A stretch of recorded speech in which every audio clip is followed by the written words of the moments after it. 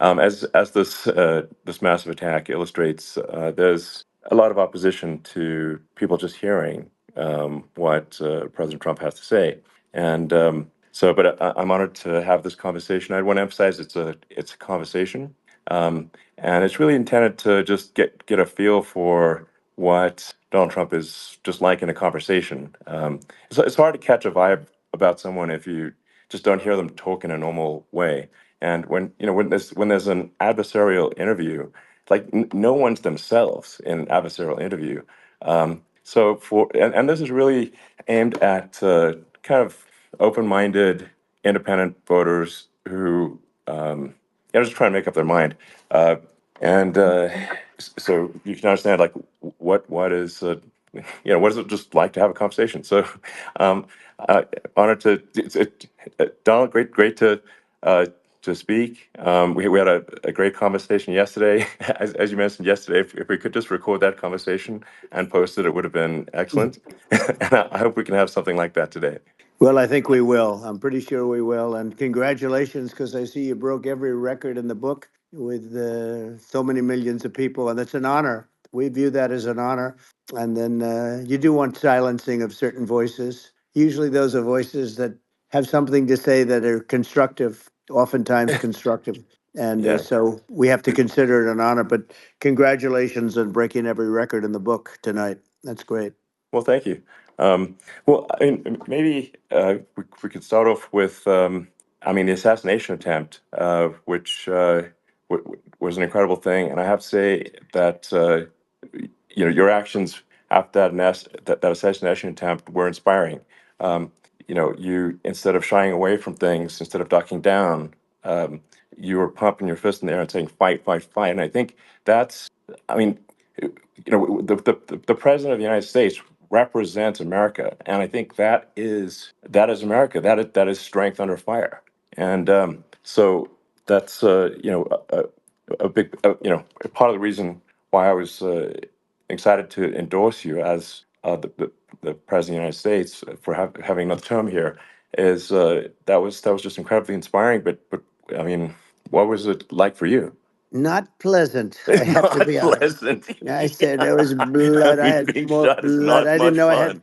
I didn't know I had that much blood. The doctors later told me that the ear is a place that is a very bloody place if you're going to get hit. But in this case, it was probably the best alternative you could even think about because it went at the right angle, and it was a hard hit. It was very, I guess you would say surreal, but it wasn't surreal. I was telling somebody you have instances like this or like a lot less than this where you feel it's a surreal situation.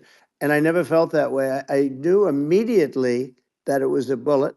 I knew immediately that it was at the ear, Yeah. and because it hit very hard, but hit the ear. And I also heard people shout, "Bullets, bullets!" Get down, because I moved down pretty nicely, pretty quickly, and we had bullets flying right over my head after I went down. So I'm glad I went down. The bigger miracle was that I was looking in the exact direction of the shooter, and so it hit me at an angle that was far less destructive than any other angle. So that was the miracle. That was Yeah.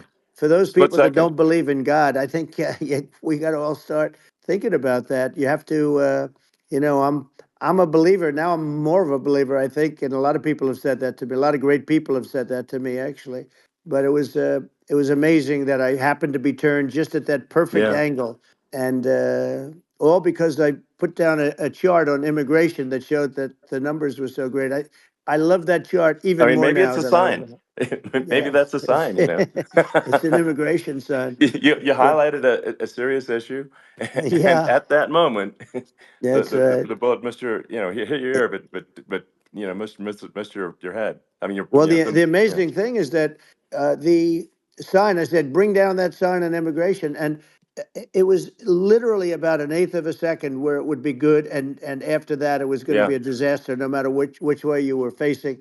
But it just had that perfect angle, which was yeah, exactly at this shooter. Very sad situation. Such a sad situation. As you know, we lost somebody that was great, Corey, yeah, who a firefighter, a great gentleman, a great Trumper, He was just a fantastic family and a fantastic man. And a friend of mine came up, Elon, and said, "I'd like to give the family some kind of help." And I said, "All right, that's great." He said, "Do you mind?" I said, "I don't mind at all." And he wrote out a check for $1 million, gave it to the wife, and you know, she said, "This is really nice, but I'd rather have my husband back," which is a nice thing for Sure. somebody to say, to be honest. She's great. The family is great, and we raised a lot of Yeah. money for them and for two other gentlemen are unbelievable people also. They were hit really badly. They thought they were not going to make it, and they did.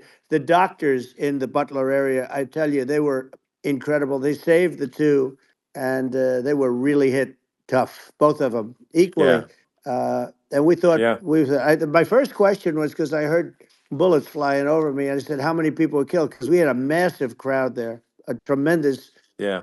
thousands and thousands of people, and there was no land. I mean, it was all people. So I said, "How many people have been killed?" Because I knew there were other shots being fired, Sure. and they said, "We don't know yet, but some people have been badly hurt."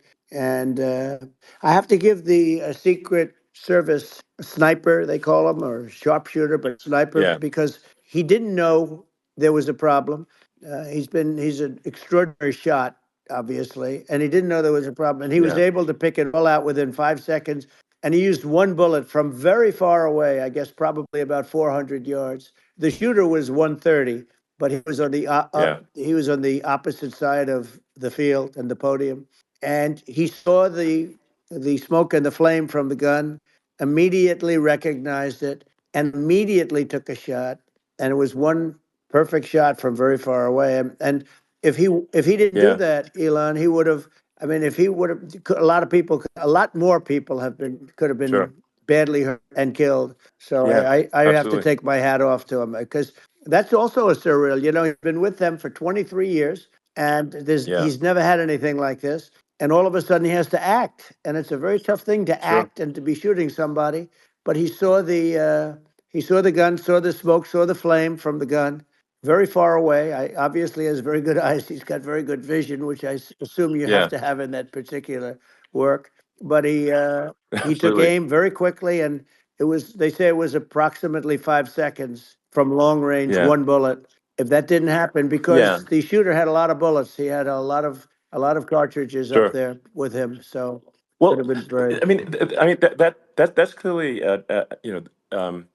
he was very competent in taking that shot to stop the attempted assassination. But I mean there does seem to be I mean some pretty significant failings elsewhere in the system. Like there's just no way that like how on earth does a shooter get on a roof 130 yards away? That seems crazy. I think most people people are wondering how on earth could such a thing happen? Well, I view it as two ways. There should have been nobody on the roof. There were people, Yeah. because there were so many tens of thousands of people there. There were people that were seeing him, and there was one woman with a red shirt and Right. Trump all over I it, saw and the she's video. and she's screaming, "That guy's got a gun!" You saw it probably. Yeah, yeah, There's yeah. a No, I guy saw up the there videos. with a I gun. mean, it's like I guess, I mean, for my part, and I think probably many members of the public are wondering how the heck are basically people wandering by pointing out there's a guy on the roof with a gun, Yeah. and they're seeing it, but somehow it's not being addressed. That does seem Yeah, crazy. well, they're going to learn from this. The communication between the local police, who sort of had an idea, and then ultimately a man lifted himself up to the roof, could barely do it because he was pulling himself up, and Yeah, he saw the man with the gun. The man with the gun pointed the gun at him. He thought he was probably going to get shot, but he was like pulling himself up, and because of that, he couldn't get to his gun, and he fell down. Actually, very badly hurt his leg, his ankle. I hear very badly, okay, but he fell down, and he did. From what I understand, he did say there's a guy up there with a gun, and the shooting started very quickly after that. I think it forced the shooter to go maybe quicker. You're supposed to be a very good shot. yeah, My sons, Don and Eric, they can't believe what happened, but they said from 130 yards, a bad shot would hit that target almost every time. They said it's like in golf, yeah. sinking a 2-foot putt. Yeah, it's not a tough No, shot. it's not a Um, long shot. The Secret Service person had the long shot. He had a triple the yeah, distance actually. So it was a terrible thing. Look, uh, it's hard. I have to say this about the Secret Service. When I went down, and I went down based on I think they're screaming, but other people also because people saw this happen. You had so many people. One of the miracles was that nobody ran. I mean, if a gun goes off, the crowd yeah, control people showed us this. When guns go off, and it does happen in stadiums at a soccer match or some kind of a match, everybody flees. They call it a stampede, like cattle. But everybody, and a lot of yeah, people get killed with those stampedes. We had sure, more people than you'd have at some of these matches or these games, and nobody left. You had a small group behind us in the grandstand, and that was full. And you look at it as it was taking place, and normally they'd be running. They didn't leave. They saw that I was hurt. They saw a lot of blood, and they saw that I went down. And it's almost like they wanted to be with me. Well, out front, you had thousands, tens of thousands of people. As far as the eye could see, you had people in Butler, as far as the eye could see, and uh, yeah, and a lot of press too. There were many cameras on watching this. It's what makes it so different because normally things happen that aren't good, but you never have a picture of it. Here we have all these cameras shooting it, so yeah, sort of amazing. But one of the interesting things was that you didn't have anybody flee, you didn't have anybody stampede, sure, nobody. And there were some people behind me. They stood up and they're looking like I mean, I'll tell you, yeah, you yeah, want to have them in a foxhole with you. I want to meet some of those people sure, because sure, it's so different from what you heard. But so I was down, but the Secret Service yeah, guys, there were bullets flying right over my head. You could hear them go whizzing, yeah, and these guys came jumping on top of me, and a young lady, Kate, uh, would jump. They moved so fast, and let me tell you, that took tremendous courage. Now there was a lack of coordination. There was, obviously everybody understands that somebody that building should have been covered, and yeah, yeah. I mean, that was I the think big that thing. like, I mean, looking at the aerial views, that building would be like the number one spot for a sniper. I mean, it's like the if you were to pick like what is the favorite place, what if you so if the goal is to assassinate, what's your favorite spot? That building, the You're roof of right. that building would be number one. That would have been the spot. It's like you can ask for a better No, location. It's like number no, that one. would have been the spot. Um, What people think yeah, is when the local policeman, who, by the way, he really he did what he was supposed to do. He couldn't hold on any longer, and then when he got yeah, his head just peeking above, this guy standing there with a gun at his head, and when he fell down again, hurt his ankle very badly. But he was making the calls. But what happened is the firing took place very soon. So what they yeah, think is that this guy ran to his site, which he had all planned out with the gun. He ran to the site and he started shooting fast, and maybe that's why he sort of missed. I mean, he uh, yeah. But he as you got said, me, if but you would have hit, it could have been a much yeah. bigger problem. He- But he totally would have hit if you hadn't turned your head. So, like, there was it was a very near It thing. was a So, miracle. If I hadn't um, turned my head, yeah, I would not be talking to you right now. As much as I like you, exactly. I would not. Yeah, I would well, not be talking to you. maybe talking to me from another realm, perhaps. Yeah, that's Um, right. We'd be talking from a so, different place. But it was a very terrible experience. The Butler Hospital, they did such a great job. The doctors were so good. Everybody was so good. There was a mistake. If somebody knew, because people were hearing that, there was just a bad feeling that there was somebody was around. You know that story now. It's been pretty yeah, well. yeah, And yeah, if somebody could have said, because they've oftentimes said, like there'd be a lightning storm or something, because I've done, I think, over 300. I think I did a lot more than that, but we did a lot. And oftentimes they'll say, sir, could you wait 10 minutes, please? Sir, could you wait 20 minutes? There's a storm overhead or lightning or something, right? And yeah, that happens yeah, often. And this would have been a perfect time for that to have happened, but it yeah. didn't. It didn't get coordinated. That was the problem. Well, it was your. I think your actions in the heat of fire, and like what I found admirable there was that you can't fake bravery under such circumstances. The courage is instinctual, or it is not. It's not a rehearsed action. And so I just want to say that I think a lot of people admire your courage under fire there. And Well, yeah, so thank you very yeah, much. I appreciate it. I didn't think of it. I just wanted to get up and I wanted to stand up. I wanted to let people know, I felt I was good when they were on top of me, covering me, actually, very much covering me, and very bravely. But I wanted to get up. I said, I want to get up, and they wanted, they have everything there. They wanted stretcher. I didn't like the stretcher, and I knew I was hit in the ear, but I knew I wasn't hit anywhere else. They felt I was hit someplace else Yeah. because it was such a lot of blood, and they were sure that I was hit someplace else, and they were saying, "Sir, you were hit in more than the ear." I said, "Nope, I was hit in the ear. I want to get up.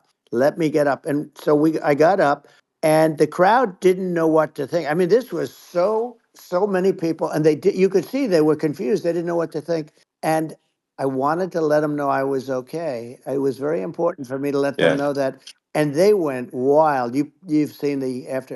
They didn't go wild when I Yeah. got up because they didn't know, was I alive. You really couldn't tell when I stood up before the hand, before the fist in the air.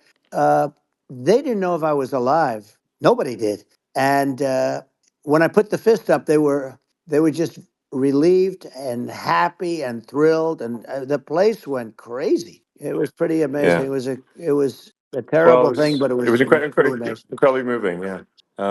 Well, and I mean, speaking of the sort of slide that got you to turn that saved your life, really, was the illegal immigration Right. slide.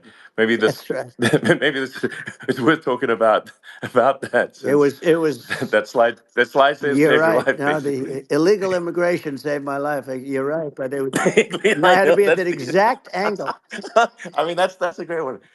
Saved by illegal The immigration. the incredible 100%. thing, though, when you talk about the odds, you had to be exactly at that angle. But the incredible Yeah. thing is that the chart, I used it less than 20% of the time. It was just a moment. Yeah. It's always on my left, never my right, and it's always at the end of the speech. So here Yeah. we have it. It's on the right, not the left. It's at the beginning, not the end. And even the people that put it up, they were unprepared, and they did a great job. They got it up immediately, fortunately. But I looked to the right, and the bullet came whizzing by, hitting my ear. So it was amazing. But when you think of the odds of that, and Yeah. Yeah. that normally you wouldn't use it. Normally I wouldn't have the thing, and then it would Yeah. have been a very different story. It's very much, I say, an act of God. It's a miracle that it happened, and I'm Sure. honored by it. I'm honored by it. Well, what were you about to say about illegal immigration before you were rudely interrupted with a Well, I was bullet? going to say how good the numbers were. By the way, we're going back to Butler, and we're going to go Great. back in October. We're all set up, and the people are fantastic in Butler. It's a great area. Great. These are incredible people. Like the three that, in the case of Corey, killed, and the other two, the families are. I got to know them a little bit, and the families are great. But we're going back to Butler, and I think I'll probably start by saying, as I was saying, Yeah, as you prior were to saying, being exactly. so So, horribly interrupted. yeah, But yeah. So rudely interrupted by an yeah, assassination so it was, attempt. but no, but the chart, Some people have no manners. Elon, the chart was just a chart that in my last week we had the best illegal immigration numbers, meaning stopping. It was at the lowest. You've seen the chart; it's become quite a famous Yeah. chart. Yeah. But that was the lowest Yeah. point ever recorded. It was a really, I mean, I was very proud of those numbers. And then you see what happened with these people, Kamala and Joe. You see what happened. They just let it go. I had remain in Mexico policies. I had all these different policies that was so good. Uh, Guys like Tom Holman and Brandon Judd from Border Patrol. All these are all people that they've been on television. They says the best numbers we've ever had. We had so many different checks, catch and release in Mexico, not the United. We had catch and release in the United States. We had it in Mexico. We had so many things. We had things where if many people come in there, they have contagious diseases. We had everything passed. If you have a contagious disease, I'm sorry, but we cannot allow you into the country. So we were setting Yeah. literally records, and I all I was doing is showing that, and I use it sometimes, Sure. and in this case, I'm glad I used it. I can tell you that, but they were fantastic numbers. But I'm going to sleep with that chart always. I'll be sleeping with that chart. That chart was very important for a lot of reasons. Well, I mean. I mean, would it be accurate to say that you're supportive of legal immigration, but but we also need to shut down illegal immigration, and especially unvetted illegal Yes, immigration, because and that's not the same as saying that everyone who's an illegal immigrant is bad. In fact, I think most people who are illegal immigrants are actually good, but you can't tell the difference unless there's a solid vetting of who comes across the border. Does that accurately 100%. represent your position? I say it Okay. very simply. They have to come in legally. They have to be checked. Yeah. Because look, Kamala was the border czar. Now she's denying it. Everything that I do, she's Yeah. saying she was strong on the border. We're going to be strong. Well, she doesn't have to say it. She could close it up right now. They could do things right now. It's horrible. Uh, no tax on tips, and all of a sudden she's making a speech and there will be no tax on tips. I said that months ago. And by the way, they had just the opposite. They had not only tax on tips, but they hired 88,000 IRS agents, and many of them were assigned to go get waitresses and caddies and all of this on tips. They have a policy. They had a policy that they were really going to go after you and were really harassing people horribly. And then all of a sudden, for politics, she says, she comes out with what I said, which I think is terrible, and I think it's also hitting them very hard. These people are fake. Now they're also saying they did a good job on the border. We had the worst numbers in the history of the world, not of our country. There's never been a country in history that has had a catastrophe like this. We've had, I believe, and I think you believe this too. You hear 12 Yeah. million, 13. I believe it's over 20 million people came into our country, Yeah. many coming from jails, from prisons, from mental institutions, or a bigger version of that is Yeah. insane asylums, and many are terrorists. And I'll tell you what, they're coming not just from South America, they're coming from Africa, they're coming from all over the world. They're coming from Asia, they're Yeah. coming from the Middle East, they're coming from countries that are uh, stupidly and horribly bombing Israel October 7th. They're coming from all over the world. And you look at, it's so sad October 7th because it should have never happened. Yeah. It's so sad when Sure. you look at Ukraine. It should have never happened. We have a defective Yeah. government. These are defective people, and they're not people that should be running it. But where you see it the best is the border, because you have millions of people coming in a month, and then she gets up and she tries to pretend like she's going to do something. She had 3.5 years, and by the way, they have another 5 months that they can do something, but they Yeah. won't do anything. It's all talk. She's No. incompetent, and he's incompetent. And frankly, I think that she's more incompetent than he is. And that's saying something because he's not too good. Yeah. No, I think it is essential to have a secure border. I mean, you're really not a country unless you have a Correct. secure border. And And uh, secure elections, you too. know, yeah, absolutely secure elections. And so it's just essential to have a real border, or we can't function as a country, and our service, our central services are being overwhelmed in a lot of cities. And as we were talking about earlier, I think having a legal immigration process that is smooth and efficient and done well. And speaking as someone who is a legal immigrant, and I think I mean, like one way to think of it is, who do you want on your team? Who do you want on Team America?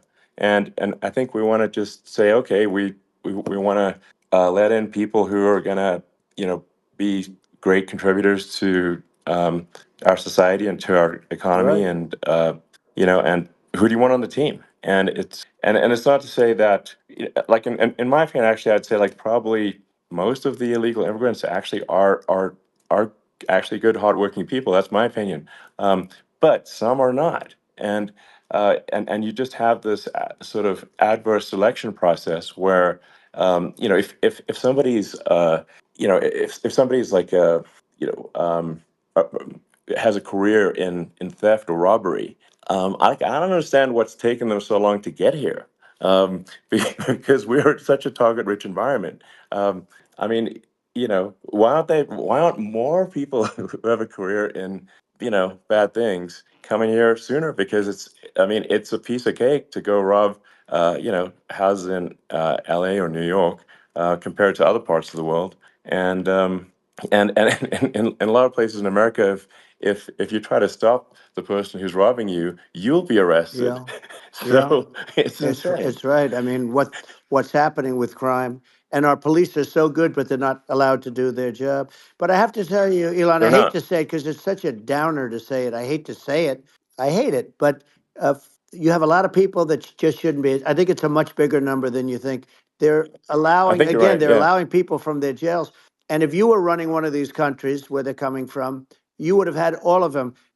As an example, Venezuela, their crime is down 72%. They're taking their drug dealers. They're taking, frankly, their prisoners. They're emptying out their prisons. They're taking their criminals, their murderers, their rapists, and they're Yeah. delivering them into But the. that's what Castro did Yeah, that. well, he You know. did on a much smaller scale. Yeah. It was a much smaller Yeah. scale. But this is a massive scale because this is being done worldwide. But here's what's happening: crime all over the world is down. And wait till you see the numbers that we have. This is migrant crime. This is crime that's going to be. Yeah. And I saw it today in New York where somebody was knifed with raped the girlfriend of a man that stood there watching in New York in one of the shelters and started Sure. pulling out the knives, and bad things happen today. But this is happening every day. These are rough people. These are people that are in jail for Yeah. murder and all sorts of things. And they're releasing them into our country, and they're telling them, if you come back, we're going to kill you. We're going to give you the death penalty or kill you. So they don't want to come back. But these are rough people. Yeah. These are criminals that make our criminals look like nice people. And it's horrible what they're doing. And she's in charge of it because now she's trying to say she Sure. had nothing to do with it. And she's such a liar because she was called the border czar the first day, and it was on the headlines of every newspaper. She's the border czar, and she never even went there. She went to one location, which had nothing to do with where the problem is. She went in and out, I Right. guess, because she was getting a lot of pressure, Yeah. but Yeah. had nothing to do where the problem Yeah. is. But she was Well. the Well. border czar, and people Yeah. Yeah. can't allow them to get away with their disinformation campaign. Now she's trying to say that she wasn't. She wasn't really involved, and the whole thing is horrible. She was totally in charge. She could have shut the border down without him. He didn't know what he was doing anyway, so he wouldn't have even known Yeah. what happened. You could shut the border down; he wouldn't Yeah. even know the difference. But uh, the fact is that she was border czar. But if you don't have to call her Yes. that, the fact is you could just call her. She was in charge of the border, and the border was the worst Right. ever. It's simply not working. No, It's it's I mean horrible. whether it's a question of intention or competence, either way, we don't have a secure border, and we have people streaming over like it looks like a World War Z zombie apocalypse at times. And sometimes you got to sort of wonder, like, is it real or not? So because you see things, you're like, is it real? I went to the border at Eagle Pass, and I saw for myself in Texas, and I was like, okay, it's real. I'm like seeing this in real time. I actually posted the video like just live. I just flew there one day and just to see, hey, is this made up or real? And I'm just seeing people stream across the border, and and I have to say, at least the people that I saw did not look friendly. These So these are people people. can look at my video and say, hey, Yeah. does these people look friendly? I don't look super friendly. So These are people that um, Elon would not be the same man if he had to walk across the street and look these people in the eye. These are rough people. These are really rough people coming across. And I know rough people. And these are people that we don't want in our country. And the caravans are coming in and they're putting and who's doing this are the heads of the countries. And you would be doing yeah, it, and so would I. And everyone would say, oh, what a terrible thing to say.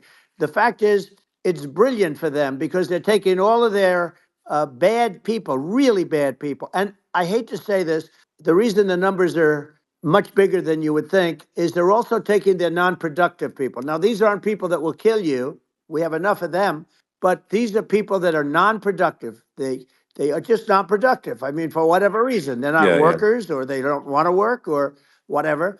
And these countries are getting rid of non-productive people in the caravans in many cases, and they're also getting rid of their murderers and their drug dealers and the people that are yeah, really brutal people. And they're coming into our country yeah, at levels that have never been seen before. And I saw an ad just before I got on the air. I'm walking over here, and I saw an ad by Kamala saying how she is going to provide border security. Where has she been for 3.5 years? For 3.5 years, yeah. No, no. we have 20 million people This I poured think in. is It's a terrible Yeah, I thing. think this, frankly, I think this is a fundamental existential issue for the United States. And if we have another 4 more years of open borders, and it's going to be even worse with another 4 more years. It's going to be even worse than it's been for the past 3.5 years. I'm not sure we've got a country You don't have left a country at that left. point. Elon, if they get in, you will have 50 to 60 million people from all over the world, not South America only. You know, we think of South America, we think of Honduras and El Salvador, Guatemala, and Mexico, you know, the four. But it's not that, it's everywhere. They're coming in from Yeah, everywhere. And I had to stay in yeah, I think Mexico. this is a super important Yeah. point. Like people, it's like basically when I went down there, I was like, well, where are people from? It's like almost no one was from Mexico. To be No, clear, Mexico it's it's less, just it's just less it's than just the the others. border. It's just the border with Mexico. But the people coming in, it's Earth, the rest of Earth, and America is only about 4 or 5% of the population of Earth. It would only take a few percent of the rest of Earth to overwhelm everything in the We're U.S. already So overwhelmed, Elon. We're overwhelmed.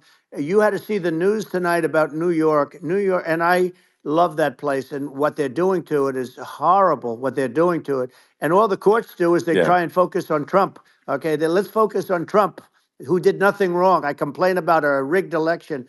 Elon, what's happened is unbelievable. You have from Africa, from the Congo, they're coming, from the Congo. And 22 people came in from the Congo recently, and they're murderers, and they're dropped. They drop them. They take them out of jails, which is very expensive, you know, to maintain the jails. Although they don't do too much maintaining, I can tell you.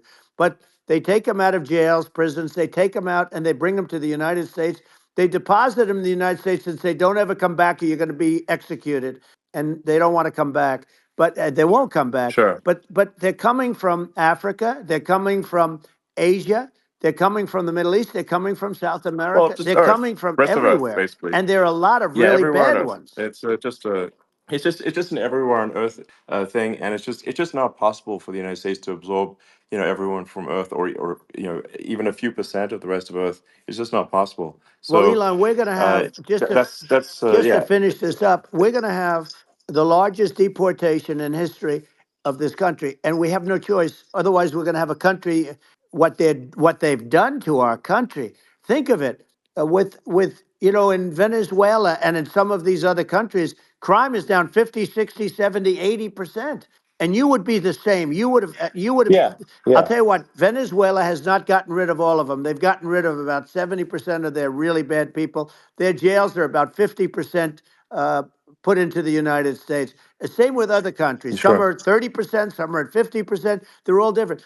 But the bottom line is they're all going to be at 100%. Why wouldn't you put 100% of it? Yeah, And they're doing it right now while this third rate phony candidate. Don't forget, I beat Biden. He failed in the debate miserably. And, some people said, oh, gee, it's too bad. It's too bad he did so badly, or I did well in the debate. The first night they said, wow, one of the people at CNN said that was the greatest debate performance I've ever witnessed. And then 2 days later, they didn't talk about that. They just said he was bad. But that's okay. That's the way I get treated. And I don't mind that at all. What I can tell you is this: we cannot have a Democrat. We cannot have her. She's incompetent. She's as bad as Biden in a it's different. Look, yeah. she hasn't done an I mean, interview since this yeah, whole scam started. well, And say what you want. This yeah, was a coup. This was a coup of a president of the United States. He didn't want to leave, and they said we can do it the nice yeah. way or we can do it the No, hard way. yeah. Not, I mean, they just took him out back behind the shed and basically shot him. What they did Biden. with this guy, So and I'm no yeah. fan of his, and he was a horrible president, the worst president in history. And one of the reasons he was so bad, first of all, the Israeli attack would have never happened. Russia would never have attacked Ukraine, and we'd have no inflation. And we wouldn't have had the Afghanistan mess, if you think of it, Well, and we wouldn't have had yeah. Afghanistan. But we think of it, Well, yeah. you take a few of those events away, and we have a different world. We would also have No, no no, you're. Yeah. inflation was caused by oil. Yeah, no, no. I think you're making an excellent point here, which is that when other countries can, that are, are thinking about invading or doing bad things, when they're thinking about that, they're thinking about, okay, what's the American president going to do, and do they fear the American president, or is it someone they do not respect and do not fear? And I think they would. They rightfully be. I mean, look at the footage of the assassination. They're like, okay, you know, uh, President Trump is like, don't mess with me. I mean, that's like, whereas I think people are not going to be, and they obviously have not been at all intimidated by Biden, and they certainly will not be intimidated by Kamala. And you have to really think of that in the context of global security. That if the American president is someone that, like, evil dictators are scared of, that makes a huge difference to the security of the world. So I had a good relationship with Putin, despite the Russia hoax that lasted for over 2 years. Just a hoax created by Hillary Clinton and Adam Shifty Schiff, some just bad people, just sick people, frankly. I mean, Schiff is a sick person. He's going to end up probably being a senator. It's hard to believe. The whole thing is hard to believe. But, they put our country in danger with that stuff, too. They actually, when they make up stories, and you have to fight your way out of it for a long time. But I know Putin very well. I got along with him very well. He respected me, and it's just one of those things. And we would talk a lot about Ukraine. It was the apple of his eye. But I said, don't ever do it. Don't ever do it. I shut down Nord Stream 2. That was the big oil pipeline, the biggest, I think, the biggest pipeline in the world going all over Europe. I shut it down. Biden came, and then they say, Yeah, I loved Russia. I was a friend of Putin, and I loved Russia. No, he actually said to me one time, he said, if you're my friend, I'd hate to see you as an enemy. I shut down his pipeline, the biggest pipeline. They were looking at that to yeah, fund, and this pathetic president gets in there. And the first thing he did, one of the early things he did, is he shut down Keystone XL pipeline, which is our pipeline that would have employed 48,000 people, pipeline workers, shuts it down. That was, a massive job that Obama refused to allow. yeah, I allowed it in my first week because it was jobs and it moved oil. And by the way, in a much more environmentally friendly way. It's underground. It's not a truck that catches on fire or a train that catches on fire.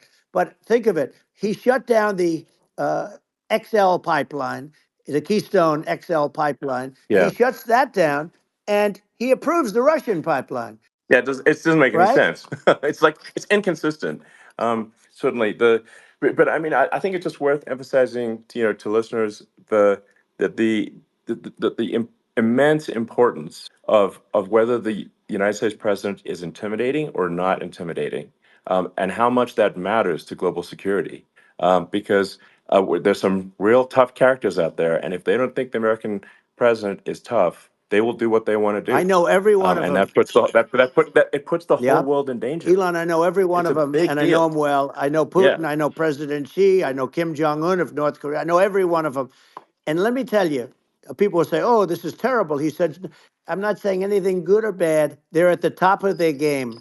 They're tough. They're smart. They're vicious, and they're going to protect their country. Whether they love their country, they probably do. It's just a different form of love, but they're going to protect their country. But these are yeah, tough people at the top of their game. And when they see a Kamala or when they see Biden, Sleepy Joe, they can't even yeah, believe it. They can't believe this happened. All the stuff that you're seeing now, all the horror that you look at Israel, they're all waiting for an attack from Iran. Iran would not be attacking, believe me.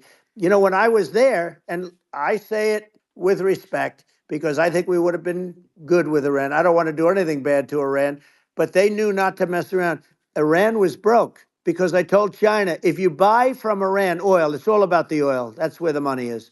But if you buy oil from Iran, you're not going to do any business with the United States. And I meant it.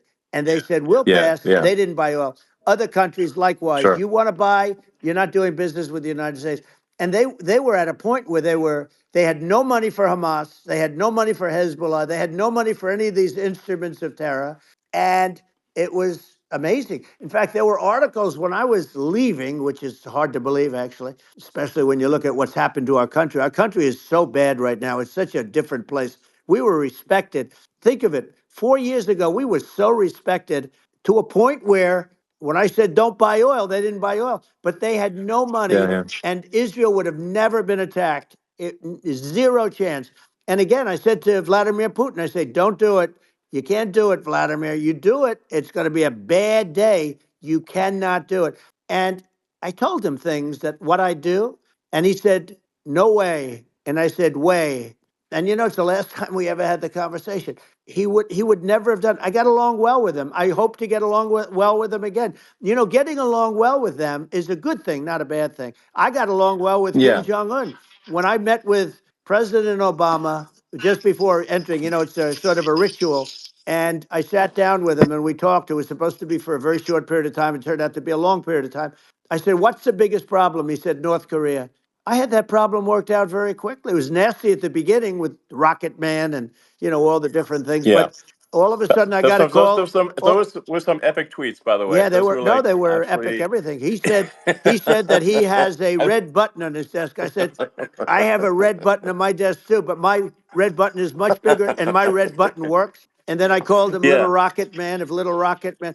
Anyway, here's the bottom line. All of a sudden, I got a call from him, and they said they want to meet. They want to meet me, and we met. Yeah. As you remember, we met in Singapore. We met also in Vietnam, and I got along with them great. We were Yeah. in no danger. But Yeah. President Obama, It's President because Obama thought they we were going to respond. end up in Yeah. a nuclear war with him. And let me tell you, he's Yeah. got a It's not lot of true. nuclear Yeah, stuff too. He's exactly. got plenty of nuclear. It's He can do plenty of damage. it's So yes. I mean, it's because I mean, people like Kim Jong Un. They respond to yeah. strength, not weakness. Well, And he and I got it. if you He and I project had a good strength, they relationship. you're good. Remember, I Yeah. remember I met him and we walked onto his land. Nobody ever walked onto his land before. I walked onto. I wouldn't say. Yeah. Let's That bring was up cool. Secret Service again. I wouldn't say they were thrilled when I did that. I walked onto his land, and it was an amazing period. But we were not in danger with him because of me. I always Yeah. say that we have enemies on the outside and we have enemies on the inside. We have some really bad people in our government and people that are and controlling of the people. I mean, I'd mention names, but I really don't want to give them the credit. But we have some really bad, and I say they're more dangerous than Russia and China. If you have a smart president, a president that gets it, we are not in danger from those countries because they need us and they need our help. I mean, we forced Obama, if you think about it, Obama and Biden and Bush to a certain extent, in all fairness, forced Russia and China together. And if you're a history student, the first thing you learn is you cannot let Russia and China align. But then they also got, if you take a look, Iran and they have North Korea. That's, they call it the axis of evil. In the old days, you had the axis of evil. Here we have a modern day axis of evil. These are powerful countries, very heavy nuclear, which is the biggest threat. Yeah. The biggest threat is not global warming, where the ocean's going to rise one eighth of an inch over the next 400 years. And you'll have more oceanfront property, right? The biggest threat is not that. The biggest threat is nuclear warming because we have 5 countries Well, now that yeah. have significant nuclear power, and we have to not allow anything to happen with stupid people like Biden. Biden did something with Russia. There was no chance of him ever going in. And when I left, and then after I left, they started forming big armies on the border with Ukraine, right? And I looked at that, and I thought he was doing that because Putin's a good negotiator. I thought he was doing that to negotiate. But then Biden started saying such stupid things. For instance, he said that it can be a NATO country. Now, Russia, for as long as there's been NATO, has said we're never going to agree to that. And we go right up front and say that. And we did things and said things through this president with a low IQ, very low IQ. He had a low IQ 30 years ago, by the way, but now he might not even have a IQ at all. There's nothing on the board that goes this low. He said things that were so stupid that war would have been that war had zero chance of happening if I were there. Zero chance. He was saying everything Yeah. the opposite. Everything the opposite. And it's so sad because many more people have been killed in Ukraine than you read about. You don't read about how bloody it is and how disaster. Hey, Sure. look, just in the two armies, you lost 500,000 people, and Yeah. Ukraine's having a hard time. Ukraine, I don't know if you saw Yeah. the article recently, and it's true. You don't hear the true story, but if you think about it, Russia's gone. Russia defeated Germany with us, and they defeated Napoleon. They've been around a long time. They're a big fighting Yeah. force, Sure. Of and it's course. very unfair. And Ukraine now doesn't have enough men. They're now using young men and very old men to fight, and we're in a very bad position. And I'm not going to blame exclusively. But I can tell you, I could have stopped that, and a smart president could have stopped that. It wouldn't have happened. But we had a Yeah. man that actually made it. It made it more prevalent. It was so bad. The words that he was using, the stupid threats coming from a stupid face that he was using. I said, this guy's going to cause us a war. He's going to cause us. And let me tell you, Yeah. it can Yeah. lead to World War III. That can lead to World War III. The Middle East can lead to. We have numerous places that could end up in a Yeah. World War III right now for no reason No, whatsoever. I think you're right. I think people underrate the risk of World War III, and it's just when you're looking at the risk of global thermonuclear warfare, it's game over for humanity, and it's something that people have, I think, after the end of the Cold War, people have become complacent about, but they actually have forgotten that there are currently a lot of nuclear missiles that have targeting parameters for the United States from other 100%. countries. And one of the things And we're going to do is it's we're going to yeah, build an iron dome over us. Israel has it. We're going to have the best iron dome in the world. We need it, and we're going to make it all in the United States. But we're going to have protection because it just takes one maniac to start something. We're going to have protection, and we're going to have. Why shouldn't we have an iron dome? Israel has one. Some other places yeah, have one that nobody even knows about, frankly. But Israel has it. We're going to have an iron dome. But with all of that being said, to me, that's so important, the most important. But with all of that being said, the election's coming up, and the people want to hear about the economy and the fact that they absolutely, sure. can't buy groceries because they don't have enough money to buy groceries. The inflation has killed them. Food prices are up 50, 60, even 100% in some cases. And this stupid administration allowed this to happen. And it's a shame. And that's the thing that people most care about, in my opinion. They care about the border a lot. And we discussed the border at great length. It's nice to have a Yeah, yeah. forum like this where I can discuss something at length. And by the way, you think Biden could do this interview? Do you think that Kamala could do this interview? They would take a pass on No, they you. could not. So they don't need Elon. They don't need Elon screaming out questions. It's pretty sad when you think that somebody that does this for a living can't answer a question or is afraid to do an interview. And in her case, with a very friendly interview, she's got all friendly interviewers. It's pretty sad. Yes, But the absolutely. big thing now is the Well, economy, Elon. yeah, And as much as yeah, I mean, I view nuclear as the single most important thing, but a lot of people don't. A lot of people don't understand that. But it doesn't have to. If I understand it, that's all you need. Because if I was president, you're not going to have that kind of a problem. But the thing that they really is making them angry is what Kamala and Biden have allowed to happen to the economy. It's a disaster with inflation. The inflation. It yeah, doesn't matter what you make. The inflation is eating you alive. If you're a worker or if you're just a middle income person, you can't afford. 4 years ago, 5 years ago, people were saving a lot of money. Today, they're using yeah. all their money and borrowing money just to live. It's a horrible thing Right. that's happening, and we'll end that Well, I think quickly. a lot of yeah, a lot of people just don't understand where inflation comes from. Inflation comes from government overspending because the checks never bounce when it's written by the government. So if the government spends far more than it brings in, that increases the money supply, and if the money supply increases faster than the rate of goods and services, That's right. that's inflation.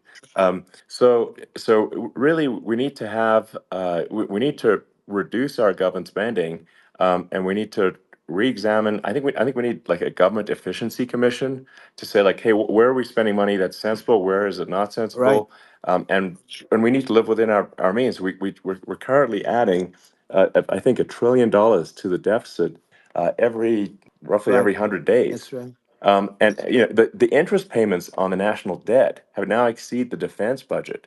It's on the order of $1 trillion, It's interest. and it keeps Yeah, I growing. rebuilt our military, largely rebuilt our military, did a great job on it, which was so important. We had jets, we had fighters that were, and bombers that were 70 years old. And we did a great job in that. Then by the way, then we gave 85 billion of it back to Afghanistan, if you can believe it. We gave them 85 billion. They're one of the largest sellers Yeah, of military equipment in the world. They're selling what we gave them. That was one of the most embarrassing days in the history of our country. But if you think about let's go back to the economy. We have to bring energy yeah, prices down. Energy started it. The price of gasoline Now your cars don't require too much gasoline, so you have a good, and you do make a great product. I have to say, I have to be honest with you. Thank That you. doesn't mean everybody should have an electric car, but these are minor details. But your product is incredible. But but the Thank you. gasoline, Elon, is the cost of energy. Not only gasoline, it's the cost of heating your house and cooling your house. That has Sure. to come down. It's gone up 100%, 150, and 200%, and that has to come down. When that comes down, and we're going to Yeah. drill, baby, drill. They stopped drilling, and then they went back to drilling because they went back to the Trump policy. But if they won the day after they get into office, we're going to this country will go out of business because they're going to go to an energy policy that's not sustainable, wind and different things. You're not going to have anything. Yeah. And I know you're a big fan of the AI, and I have to say Yeah. that AI, and this is shocking to me, but AI requires twice the energy that the country already produces for everything. So you're going to have to build. We're going to have to build a lot of energy if our country will be competitive with China, because that's our primary competitor for this on the AI. You're going to Sure. need a lot of Well, I mean, electricity. You're going to need tremendous yeah. electricity, like almost double what we produce now for the whole country, if you can believe it. Sure. Well, just going, back to this, like this basic thing, which that people try to make it sound complicated, but it's not. But inflation is caused by government Right. overspending. Would you agree that we need to take a look at government Yes. spending and have perhaps a government efficiency commission that just tries to make the spending sensible and so that the country lives within its means, just like a The person does. waste is incredible, and nobody It negotiates is. prices. You used to have a lot of people making jets, and you end up with two companies, and they'll probably try and merge at some point. I mean, I went through it like Air Force, just a thing like Air Force One. One of the first documents they asked me to sign, a general walks in, "Sir, would you please sign this document?" And what is it? Air Force One. That's with Boeing, which is basically two planes, two 747s, and the price was Yeah. $5.7 billion for two planes. Now they're Wow. highly sophisticated. That's They're insane. even nicer than your plane, okay? But much more sophisticated. They're very. I won't say what's on it, but they got a lot of stuff on it. Anyway, but it's Sure. 5.7. I That's a crazy It's a number. crazy number, but I said I'm not going to pay 5.7. I'm not going to do it. I said, who made the deal? Obama and his people. I said, well, then I know the deal's no good. I'm not going to do it. And over a course of about 4 weeks, by my saying I'm not going to do it, I got the price reduced by $1.6 billion for the exact same plane, other than we had a nicer paint job, if you want to know the truth. But for the exact same plane, I saved one. And I said to Boeing, man, you guys must make a lot of money if you can reduce the price by that. But now what I do hear is that they're going back to the Biden administration and wanting big cost overruns, because they see these dopey suckers in there, and they'll end up getting some of the money back. But I shaved it by $1.6 billion for the exact same plane. And you can now take that and multiply that out times thousands of other Exactly. items. And Multiply it by yeah, a the zillion, numbers are and yeah, yeah. astronomical. I agree with you. Well, I mean, if so, so I think it would be great to just have a government efficiency commission that takes a look at these things and just ensures that the taxpayer money, the taxpayers' hard-earned money, is spent in a good way. I'd be happy to help out on such a commission I'd love if it. it were formed. Well, you're the greatest cutter. I mean, I look at what you do. You walk in and you just say, "You want to quit?" They go on strike. Yeah. I won't mention the name of the company, but they go on strike, and you say, "That's okay. You're all gone. You're all gone." So every one of you is gone, and you are the greatest. You would be very good. Oh, you would love it. But if you look at Argentina. Well, I'd be happy to Yeah, by help the way, out. congratulations. I Yeah. just looked at the number of people that are listening to you and I chat. We'll call it a chat, but Yeah. congratulations. This is very good. I mean, it's great. And you're an interesting character. The new head of a place called Argentina, and he's a big, Malay's he's awesome. great. And Yeah. he's a big MAGA fan, that he ran on MAGA. And he took it to an extreme too. He ran on MAGA, and I hear he's doing really a terrific job. It's called Make Argentina Great Again. It worked out perfectly. He came in, he bought a lot of hats, he brought over, but he's doing a big job. He really cut. And I'm hearing Yeah. they're starting to do pretty well. Inflation's getting down. They had like Yes, exactly. 2,000%. And they had inflation like not normal inflation. They had the real deal. But we're going to Yeah, have that pretty soon. We have, I think we yeah, have the worst inflation we've had in 100 years. They say it's 48 years. I don't believe it. I think we have the worst. They yeah. don't include a lot of the items that should be included. You know. Yeah.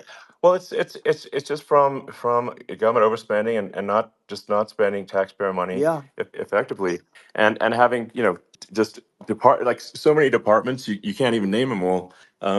And what Malay is doing is he's cutting government spending. He's simplifying things. He's having putting in regulations that make sense. And we're Argentina overnight is experiencing a giant improvement that's in right. prosperity. But it's also a lesson for the United States, which is that Argentina used to be one of the most prosperous countries in the world.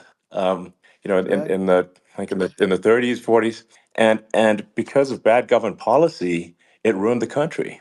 And if you take Venezuela, for example, Venezuela should be incredibly prosperous. They have phenomenal reserves of everything, oil, everything, and it should be prosperous. But if the government's wrong, it impoverishes the people. And so I think we should not be complacent in the United States in thinking that and taking our prosperity for granted, because if with bad government policy, we can run the country into the ground. And that's just something people should bear in mind. Don't take prosperity for granted. Well, think of education. So we're ranked at the bottom of every list of the top 40. We're ranked number 40, number 38. Uh, Norway, Switzerland, Sweden, different countries are ranked good. Actually, China's pretty close to the top. They're a top 6 or 7, but we're ranked at the bottom, almost at the bottom, 38, 39, 40. In other words, horrible. And yet we spend more per pupil than any other country in the world. So we spend more.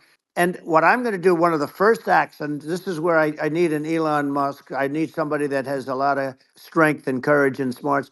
I want to close up Department of Education, move education back to the states, where Yeah, where states like Iowa, where states like Idaho, not every state will do great, because states that basically aren't doing good now. You look at Gavin Newsom, the governor of California. He he's terrible. He does a terrible job. So he's not going to do great with education. But of the yeah, 50, I would bet that 35 would do great, and 15 of yeah, them, or 20 of them, will be as good as Norway. Norway is considered great. You can name them. I mean, just they're so good. Some of yeah. these countries are so good. But if you go into some of these really well-run states, we have states that don't know what debt is. We have states that have low taxes, no debt, everybody working. They're really well run. Sure. And maybe they have certain advantages in terms of location, in terms of, the land, or the sun, and the water and the whole thing. There are a lot of advantages that some people have. But if you moved education back to the 50, you'll have some that won't do well, but they'll actually be forced to do better, because it'll be a pretty bad situation. Yeah. But if you think Well, about it, yeah, you'll have some yeah, of yeah, these states. I'll bet you'd have 30, 35 states. It'll be much better. And you know what it'll cost? Less than yeah, half what it is in Washington. And yeah. these people don't care Well, about the yeah. students in these, faraway states. And it'd Well, be unbelievable. yeah. I think you're making a good point in that if the states if each individual if each state has to compete against other states, then people will That's naturally right. move to states where it's better. Well, like Um, California, as we said, it's a badly run state. I could go through. I got so many friends that are in those states, even if they're Democrats. I hate to mention certain states, but Illinois is badly run with Pritzker. He's a real loser. But yeah, but some of these places are just badly run. But it's almost going to force them to run better, and they won't do a good at initially. But you're not going to do worse than you're doing right now. And I would say that the yeah, cost, you would cut your cost by 50 or 60%. And you'd have a little yeah, yeah, monitor. You want to make sure they're teaching English as an example. Give us a yeah. little English, right? Sure, yeah. Right? No, but I mean, to what? Some of these governors are doing so badly. I mean, they got so many people moving out of their state. They should get U-Haul Salesman of the Year award because they're driving so much U-Haul It's sales. actually It's just amazing. people moving out. Isn't it amazing to you as a businessman that they can even survive? Like Illinois, so many people are leaving, and you wonder, how do they survive? I mean, how do they survive? Uh, I saw where you left California and you moved to Texas. Texas does a great job. But I Yeah. mean, I just wonder, how do these states survive when big businesses, a big oil company just left California, as you know, and they moved to Texas. How do these big states survive when they lose so many businesses and their taxes are already really high? The taxes are among the highest Yeah. taxes. You almost wonder, how do they continue on? And in many cases, the governors don't do a good job, and they're crime-ridden places. You wonder, how do they continue to just go on? It's Well, not a good I think there's, situation. I mean, I think the only thing that's going to force some of these states to change is if they risk bankruptcy and they're not getting bailed out by the federal Right, government. right. Well, you're That gonna that's you're the gonna only thing have that's going to that. get them to change. You remember the Yeah. area in California where they had that, where I guess somebody had sticky fingers and they stole a lot of money, and they went into a form of chapter, and it was very Yeah. nasty for Yeah. a period of time. But now it's probably the most popular place in all of California. So at some point, something like that may have to happen. But the problem is, you can't penalize people that loan money to the state when you have incompetent people like a Pritzker. Look, the family didn't want him in the family business, and then he ends up being governor of Illinois. So what is he going to be? Is he going to be a great governor? And you have people. I could name every one of them. I got to know every one of Yep. these, and some are very good, and some are just horrible. Well, I think that, I mean, the larger point here, too, as you're saying, like a lot of people are concerned about the economy, a lot of people are concerned about inflation, and inflation is effectively a tax on people that save money, Yeah, and for people that are working day to day, it's just a form of taxation. And if we can solve the government spending problem, we'll solve the inflation problem, which means people will have a better standard of living, and yeah. that's a really big Well, the deal. people that got hurt Um, worst are the people that did it the way they were taught to do it all through, their younger life and their young life and their whole life. The people that saved money and then they got no interest on their money and inflation destroyed them. And frankly, they were almost better off if they didn't do anything like that. I mean, those people have been absolutely decimated, and we're going to bring those people back and help those people. We've got to get the prices down. When I look at bacon costing 4 or 5 times more than it did a few years ago, sure. when you look at some of the food products in grocery stores, people go, they can't believe it. They used to be able to buy a whole cart, and today, a lot of people just don't have the money. They go in and they can't buy anything. They look at Yeah, it's sticker I shock. think They it. call it Yeah, sticker shock, right?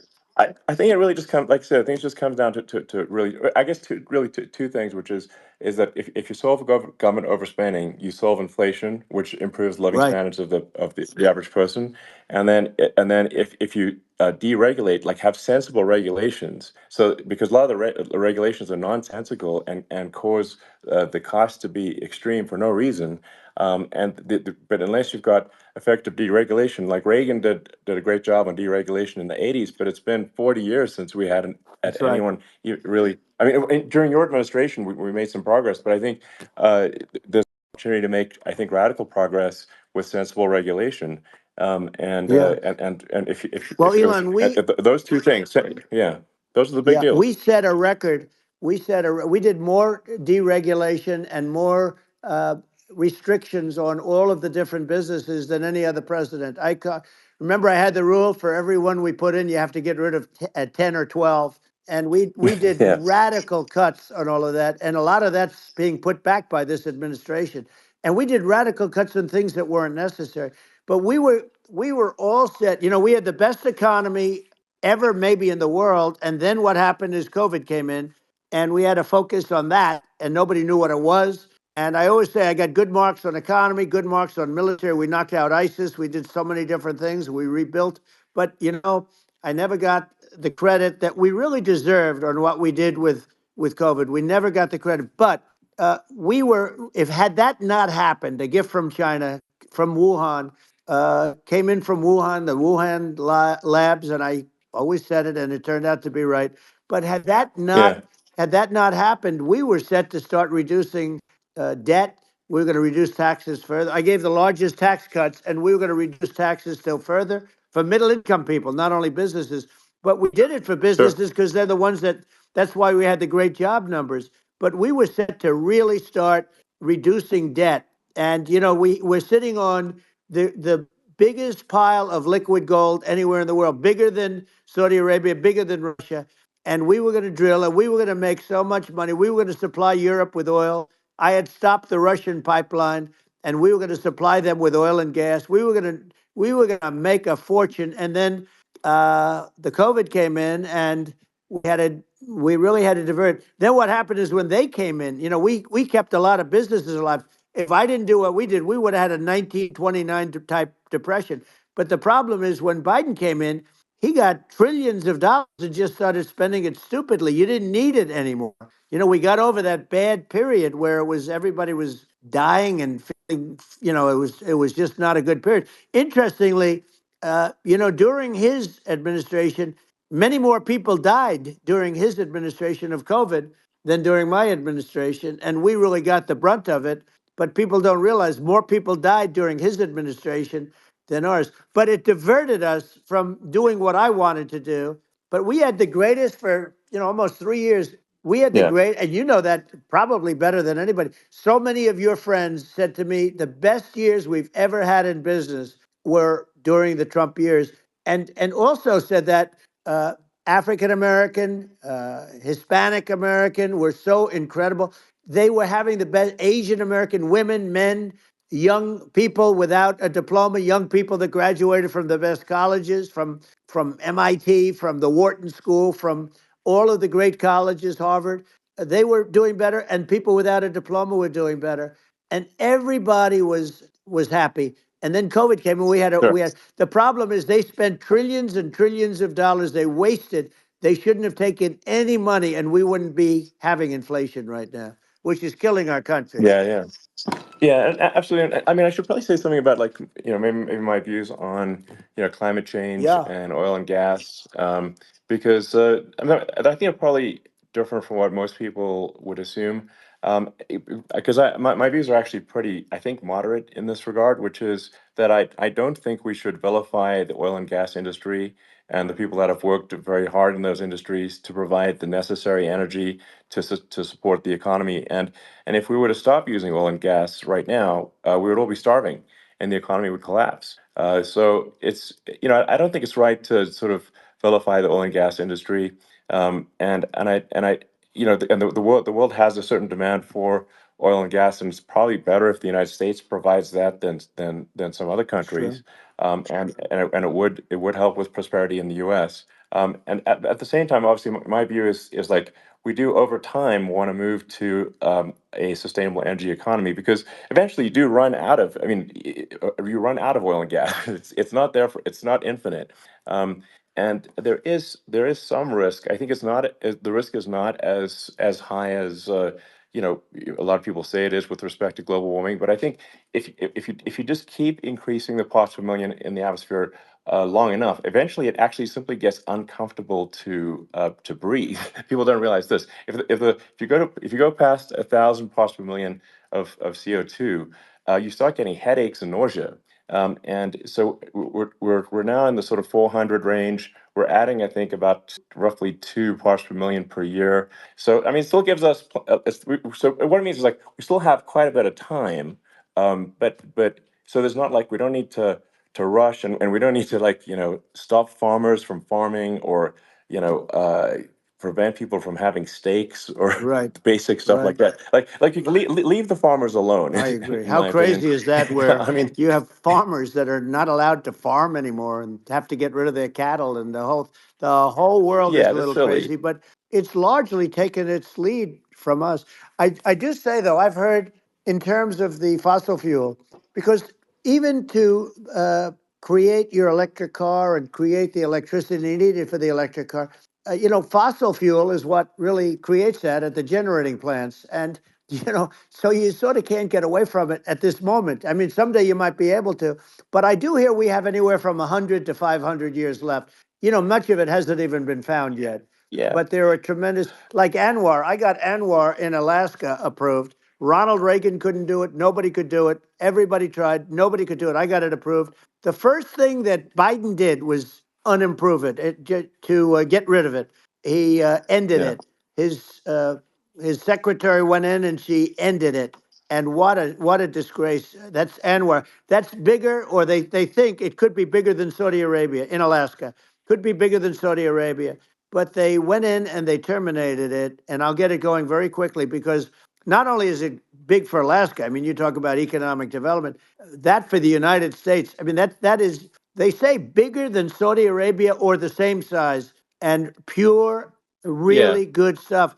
And, they end it. So I think we have, perhaps hundreds of years left. Nobody really knows. But during that Yeah. during that I mean, time, my something will estimate. come around that will be Yeah. very good.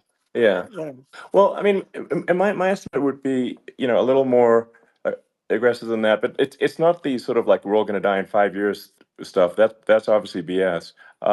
But I mean, my view is like if you just look at sort of the parts per million that increments every year, you get sort of 2 or 3 parts per million every year of CO2. Uh, y- I mean, I think some of that it's problematic if it accelerates if you start going from two or Right. three to say five, and then there may be some situations where you get just a step change increase in the CO2. Hmm. And I think we don't want to get too close to 1,000 ppm because like that's actually makes it uncomfortable to breathe. Like just existing in 1,000 ppm CO2 is uncomfortable. That's like that's considered like an industrial hazard. Right. Just so it's that's actually you start getting headaches and stuff. So it's even without global warming, it's not comfortable to live with. So you don't want to get too close to that. But I mean, I think we've got. I think we want to just move over and like and if I don't know 50 to 100 years from now we're I don't know mostly sustainable. I think that'll probably be okay. So it's not like the house is on fire immediately, but I think it is something we need to move towards. And on on balance, it's probably better to move there faster than slower. But like I said, without vilifying the oil and gas industry, and without causing hardship in the short term, I think this can be done without but people can still have a stake and they can still drive gasoline Sure. cars and it's okay. It's like it's not. I don't think we should vilify people for it, but I think we should just generally lean in the direction of sustainability. And I actually think solar is going to be a majority of Earth's energy generation in the future, and it's certainly trending that way. Hmm. And so you get the solar power, combine that with batteries, so because obviously the sun doesn't shine at night, and then you use that to charge the electric cars, and you have a long-term sustainable solution. And that's what Tesla's trying to move things towards, and I think we've made a lot of progress in that regard. But when you look at our cars, we don't believe that environmentalism, that caring about the environment should mean that you have to suffer. So we make sure that our cars are beautiful, that they drive well, that they're fast, they're sexy. I mean, they're cool. In fact, literally, I mean, the sexy joke, Model S, Model 3, Model X, and Y spells out sexy. It's probably the most expensive joke out Right. there. Um, but I don't know, I like cheesy humor, So, um, but I'm a big fan of like let's have an inspiring future and Yeah. let's work towards a better future and we can do so without demonizing Right. people. I'm okay. You know. It's very interesting. You use the word global warming, and today they use the word climate change because you have some places that go up, and so they were getting themselves in a little trouble with the word global warming because not every place is warming. Some places are going the opposite direction. But I'm sort of waiting for you to come up with solar panels on the roofs of your cars and on the trunks of the cars, and it just seems like something that at some point you will come up with. I'm sure you'll be the first, but it would seem that a solar panel on the roofs, on flat surfaces, on certain surfaces might be good, Yeah. at least in certain areas of the country where you have the world Sure. where you have the sun. But I would think, and I have no idea because that's not my world, but I would think that this would be something that would be interesting. But the one thing that I don't understand is that people talk about global warming or they talk about climate change, but they never talk about nuclear warming. And to me, Sure. that's an immediate problem because you have, as I said, 5 countries where you have major nuclear, and probably some others are getting there, and that's very dangerous. That's where you need a strong American president because you don't want to have this proliferation. But you have 5 countries and getting more. China is much less than us right now, but they're going to catch us sooner than people think. They're way lower. Russia and us are number one, and I mean, we're sort of tied. and China is far behind, but they're developing at a level that you're not surprised to hear very fast. They'll end up catching up, maybe even Yeah, surpassing. But to me, the biggest yeah, problem is not climate change. It's not, and everything's a problem, but it's degrees. To me, the big problem is the nuclear power. The power of nuclear is so great.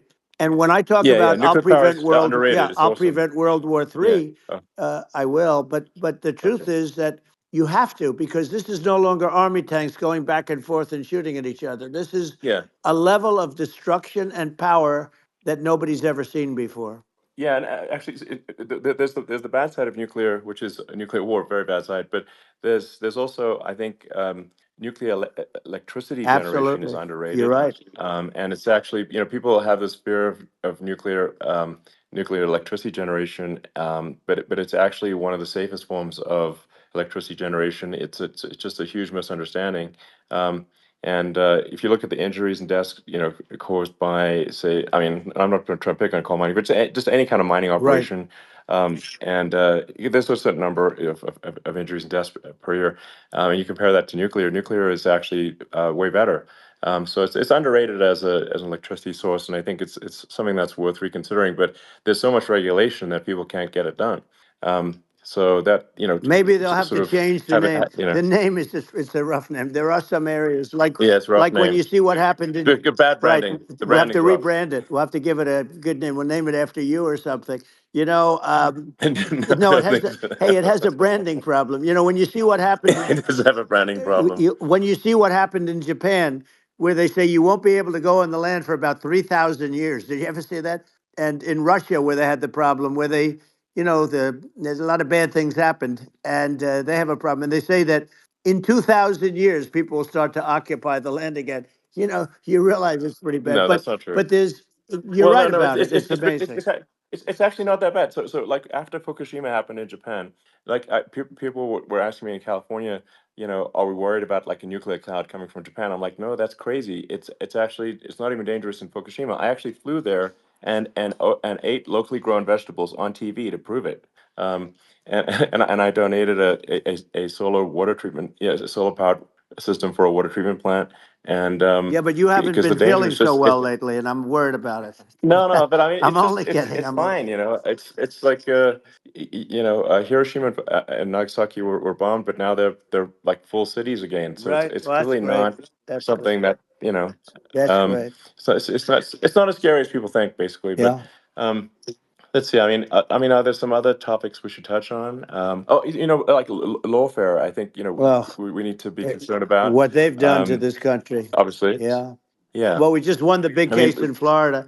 This was a Biden administration did something that's never been done in this country, and that's go after their political opponent, me, with this nonsense and just nonsense. And the big case in Florida we won, but they always pick a judge and a jury, and they use local DAs, they use the local uh, attorney generals like Fani, Fani, spelled yeah, Fani, Fani, and it's yeah, all a big hoax, and it's all run from there. Like in Manhattan, the one of the top people from the Justice Department went in, ran Manhattan, ran the state. The Letitia James deal was run by a person from the Department of Justice, Biden. They've never done this before, sure, and they set up a very bad precedent. It's called lawfare, warfare. yeah, It's a terrible thing, and never happened in our country. It does happen in banana republics and third world countries, but it's never yeah, happened. And the incredible thing is, it actually drove my numbers up because people see, fortunately, I have a platform like you, or, in all fairness, like a conversation like this, where I can talk about it and people understand. I mean, you fight for election integrity and you end up getting indicted because you're fighting for election integrity. And when the day comes that you can't fight for election integrity, you don't have a country anymore. So what happens? What yeah, happens is they went after their political opponent, me. Now Biden's, close to vegetable stage, in my opinion. Okay, I looked at him today on the beach, and I said, why would anybody allow him? The guy could barely walk. Why would anybody allow him? Does yeah, he have a political advisor that thinks this looks good? He thinks this looks good because it looks so bad. and it's ridiculous. I mean, and he's been doing Right, that right. for a long time. You know, he can't lift the chair. The chair weighs about 3 ounces. It's meant for children and old people to lift, and he can't Yeah. lift So, it. The whole thing is well, crazy. he's clearly not, I mean, he's clearly like we just don't have a president right You now. don't That's have a just obviously the president, and case. she's going to be worse than him Um, because she is a San Francisco liberal who destroyed San Francisco, and then as Attorney General, she destroyed California. You talk about location, and we're talking about the sun and the water and all. There's nothing better than California. She has destroyed that. She was the original DA. She was the original in San Francisco. She was the original Attorney General in California. What she has done to California is, well, you know better than I do. You just left California for a lot of those reasons. And what she's done with crime, with cashless bail, where you kill somebody. I mean, we have states now you kill somebody and they let you out right away. I mean, you don't have to even put up, and then they never find the people unless they kill again, and then they let them out again. Our yeah. country is becoming a very dangerous place. And she is a radical left San Francisco liberal. And now she's trying to protect. Now she's looking like she wants to be more Trump than Trump, if that's possible. I don't think it's possible, but she wants to be more Trump than Well, Trump. yeah.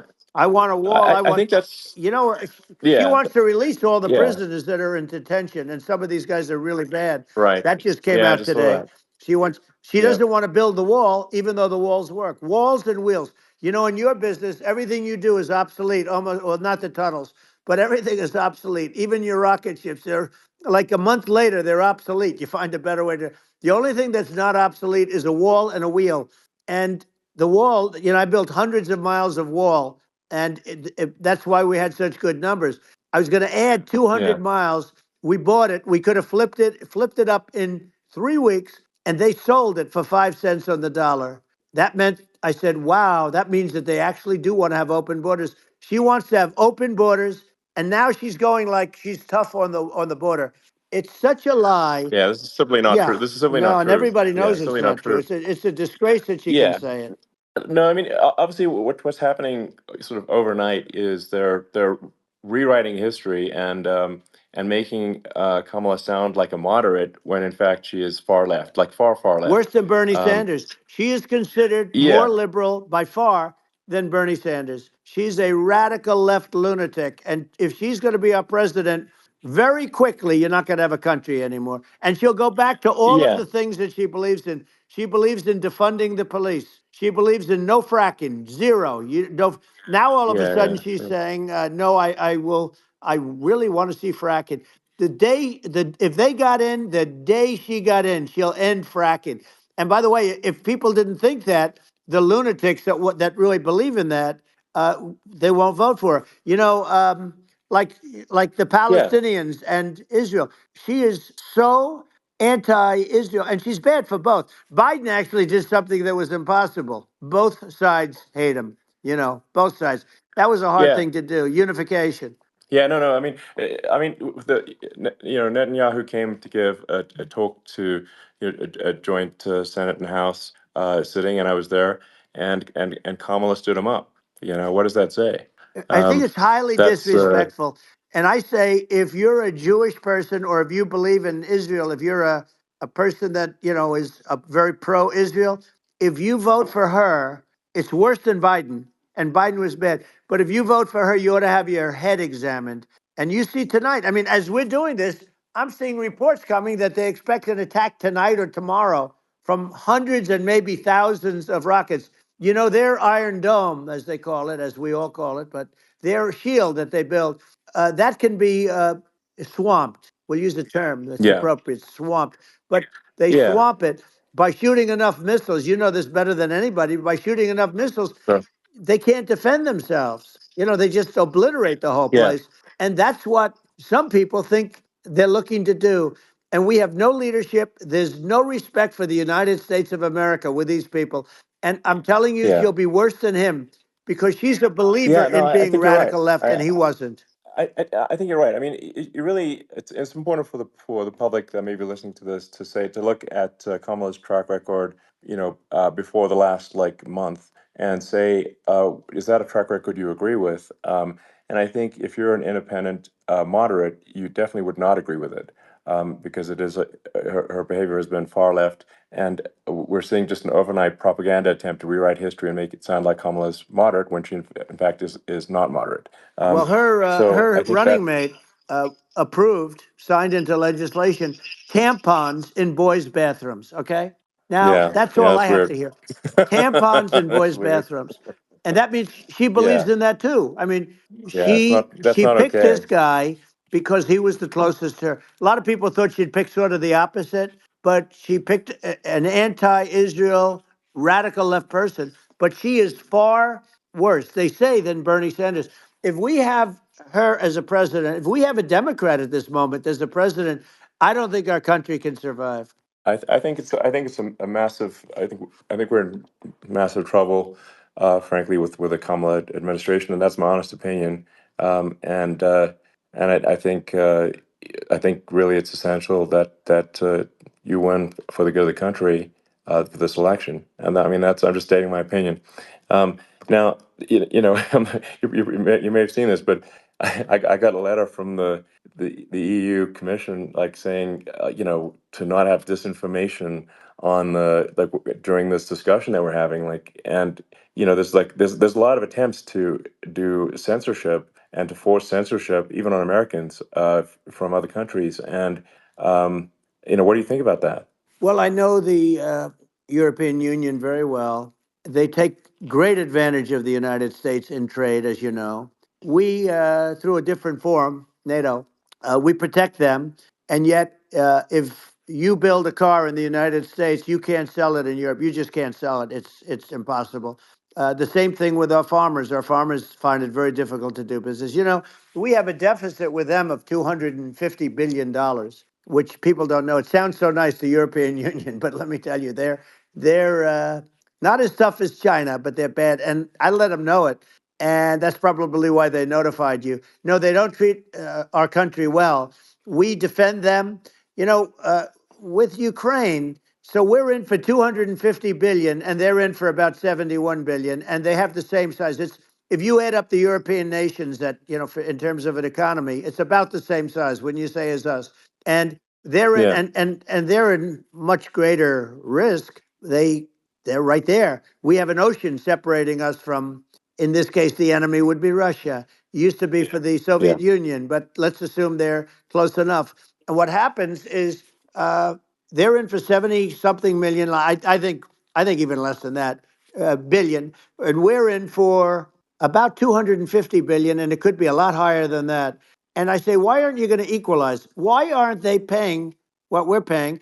And they're in much more, it's much more important for them because of the fact that, they're right near there. I mean, they're all sort of in that location. We're not. But yeah, they should, and I did it with NATO. There were only 7 countries that were paid up in NATO out of 28 at the time. And yeah, yeah, the United States was subsidizing NATO, tremendously subsidizing NATO. And I went yeah, in and I said, you yeah, got to pay up. If you don't pay up, we're not going to defend you any longer. I took a lot of heat, but you know what happened? Billions and billions of dollars came flowing in. And, yeah. I think a lot of the public isn't aware of the fact that the United States pays a disproportionate share of the NATO expenses, and then we get even though taken like advantage of on trade. So think yeah, about it. well, I mean, the point of NATO is defending Europe, and it's it's like then okay, well, why is the United States paying disproportionately more to defend Europe than Europe? That doesn't make sense. That's unfair, and that is an appropriate thing to address. Well, Um, when you talk about so cost cutting and savings and everything else, I mean, honestly, look, there's nobody that feels worse about the Ukraine situation than I do because I know it would have never happened. I know Zelensky, he was very honorable to me because when they went with the Russia hoax and they said I had a phone call with him, he said it was a perfect phone call. It was a great phone call. He could have grandstanded and, said, oh, he was very threatening. He said, no, it was a very nice phone call. I called him up to congratulate him on his win, and you end up getting impeached because these people are yeah, yeah, lunatics. I was talking about the difference from the people within and the enemies on the outside. In many cases, the people from within are more dangerous for our country than the Russias and the Chinas.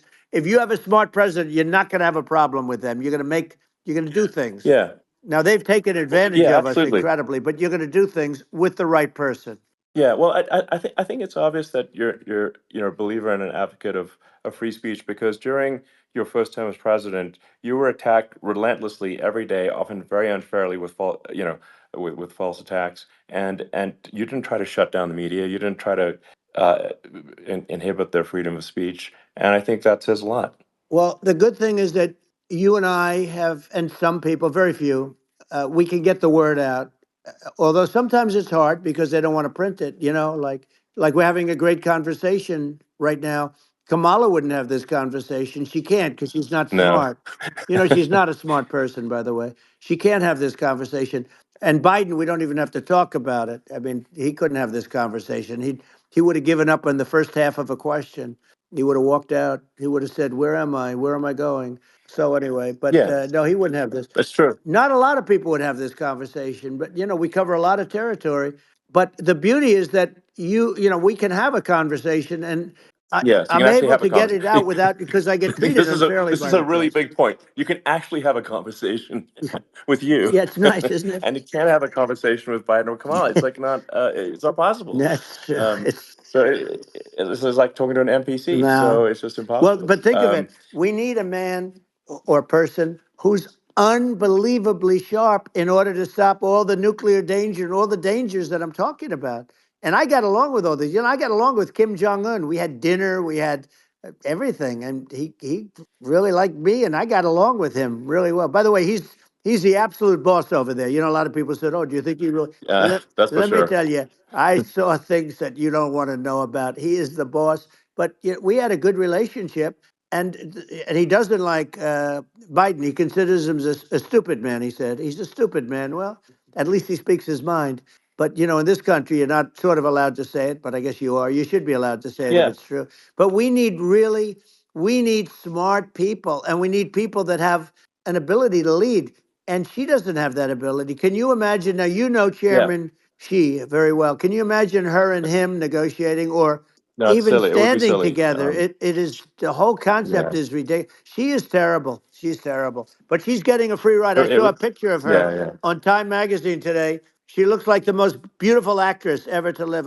It was a drawing, and actually, yeah, she looked very much like our great first lady, Melania. She looked, yeah. didn't look, Yeah. she didn't look like Camilla. That's right. But of course, she's a beautiful woman, so we'll leave it at that, right? Yeah, well, maybe like I think part of what people in America want to, people in America want to feel excited and inspired about the future. They want to feel like the It's future is true. going to be better than the past, and that America is going to do things that are greater than we've done in the past, reach Right. new heights that make you proud to be an American, and excited about the future. Um, They want the and I American think dream this, back. They want the American dream back, more important than anything else. It's like you don't have that today because the people, they've been just sucked. They see incompetent people running our, you know, the Biden thing is very interesting. People just found him to be incompetent. And when I debated him, I was like, is this for real? It was Yeah, it was just absurd. But I think there are, like, some grand projects that we could do. I mean, I think, like, we could build a base on the moon. We could send American astronauts to Mars. We right. could build high speed Yep. connections that are more advanced than anything else in the world between our cities, so people have fast transport. That it's possible to solve traffic with tunnels. That's right. We already made great progress in Vegas doing that, and and just do things that are exciting and inspiring and make the future feel like it's better than the past. Well, I saw what you Like, did in Vegas, and I'll tell you, it was amazing. I got to see. I took a big glimpse at it, and it's incredible. It's incredible, and you could do that all over. You could do that all over. It's deep. yeah, You and don't even need much structure. Assuming you're in the right areas. no, it's straightforward. It's amazing. So like, I think we could do some things that, like China's got incredible high speed rail between its cities, but I think it's actually possible, with tunnels, if with deregulation, with an ability to actually, where it's like legal to actually do the tunnels. Then you could have high speed tunnels that are actually better than anything else in the world for high speed transport between Right. cities, and that would be something that Americans can say, "Wow, okay, we've got something that's cooler than anyone else in the Yeah. world. That's the kind of thing that makes you proud to be an And American. much safer than surface trains where there is a danger there, with people, with crazy Yeah, people. It's much safer, much better. And, it's sad because I've seen some of the greatest trains. I find it fascinating. And I've seen the systems and how they work, and the bullet trains, they call them, I guess. And yeah, they go unbelievably fast, unbelievably comfortable with no problems. And we don't have anything like that in this country, not even close. And yeah. it doesn't make sense that we don't.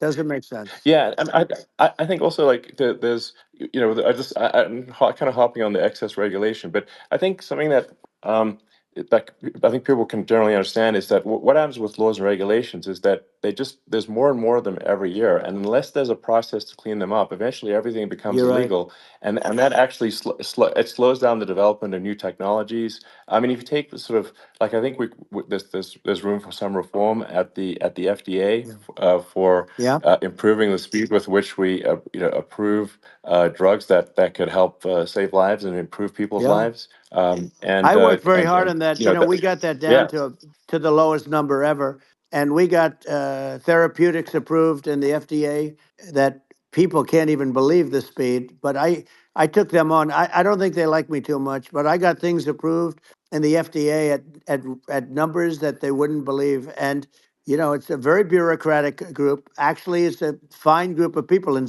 many cases. I got to know a lot of them, but I was pushing them really hard for Regeneron, for so many different things that were really pretty amazing. But the FDA takes too long. It's 12 years to get a product approved. I got it down to 4, and I yeah. got some things done very quickly. But it's really something that is going to have to be worked on because it takes too long.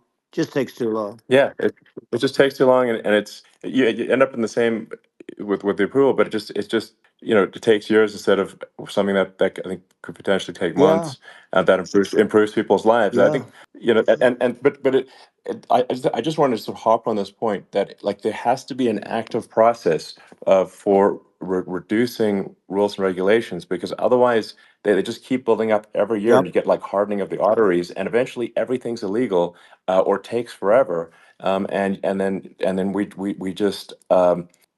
just ossify as a society. We can't make any yeah. progress, and it's a really big Well, deal. Elon, just So getting back to the FDA for 1 second, I got something done called Right to Try.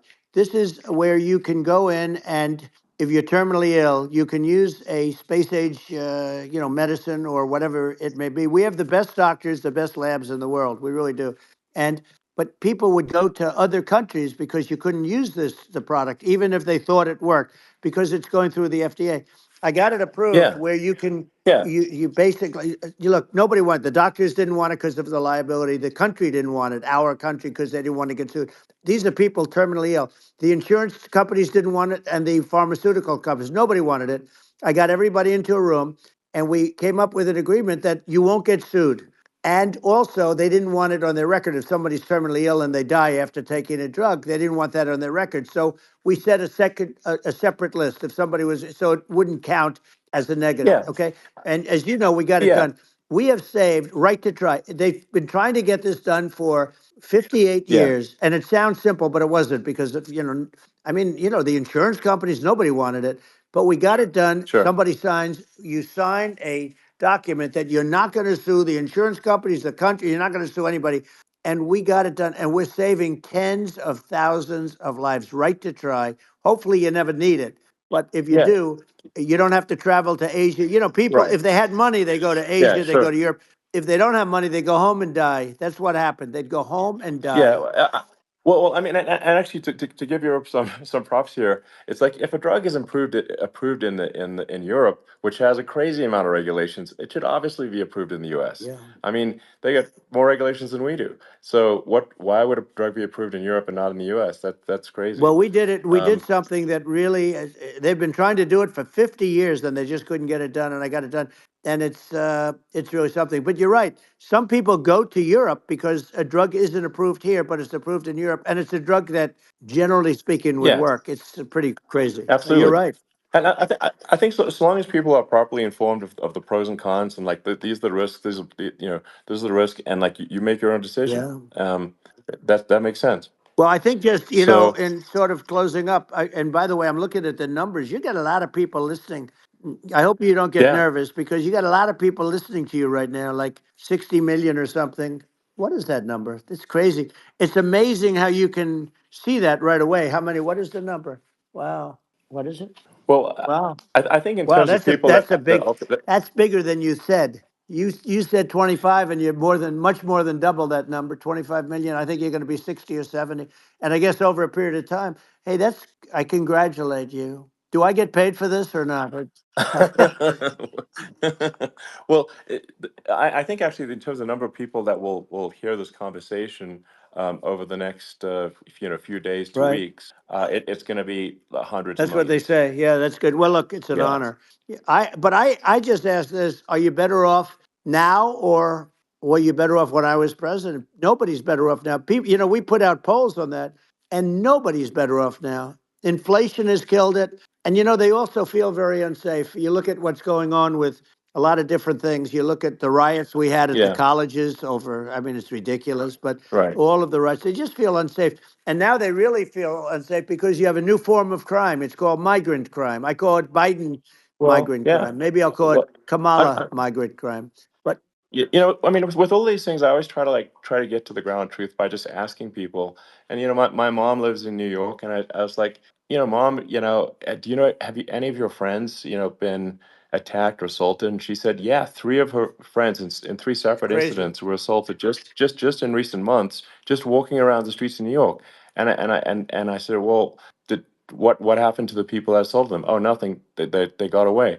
Like, and they just They know that always get away. nothing's going to, and they don't ever, and that they don't even bother reporting it because there's not, they know that they're not going to, people are not going to get prosecuted. They just let, violent criminals out in New York The only one with that gets zero avail. prosecuted is Donald Trump. They don't get, they prosecute Trump. Yeah, I mean it's just obviously messed Oh, up it's terrible. if violent criminals are being getting off scot Yep, free, and meanwhile the New York spending massive resources prosecuting you, and it's like what's this, and I think the sort of sensible public looks at this and says, what the heck's going on here? This is obviously abuse of the legal system.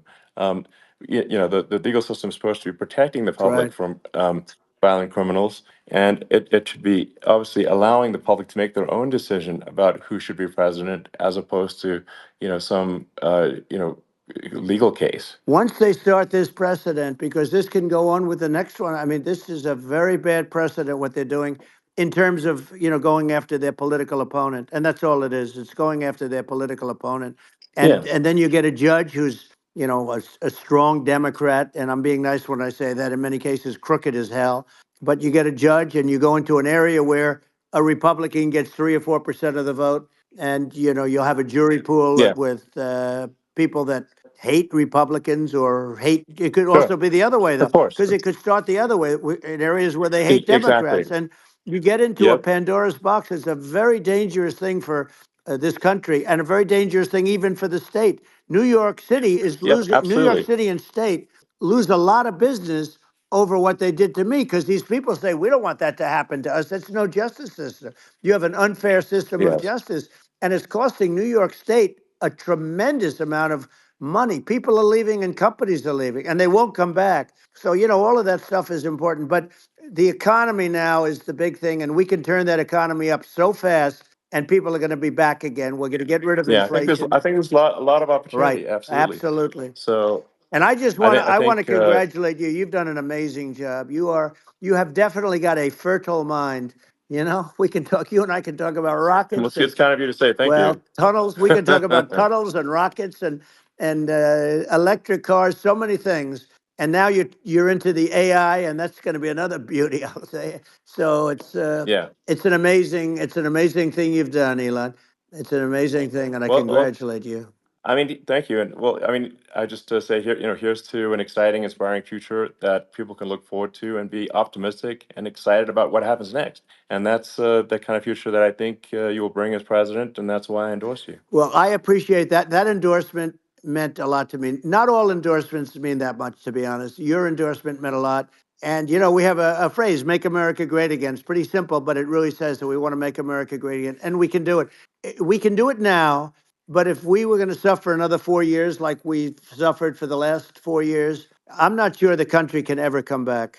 That's how bad it is. It's so bad. We have to do a I lot of think that's a things. very real Yeah, risk. it's a big That's a risk. very real risk. Yeah, And it's, I'd just like to note to people listening, like I've not been very political before, and if you look at my record, I've actually been.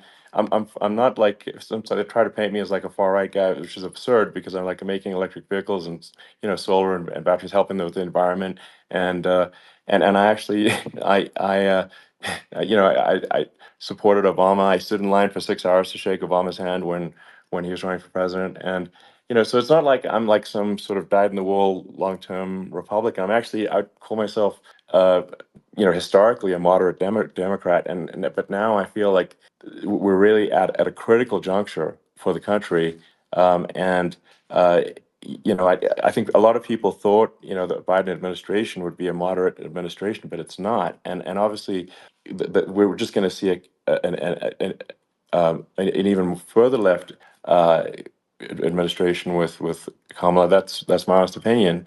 I mean, her dad is literally. I mean, she was brought up as an actual. Her dad is a Marxist economist. That's, you can Google it. I mean, it's not a. We're not making this up.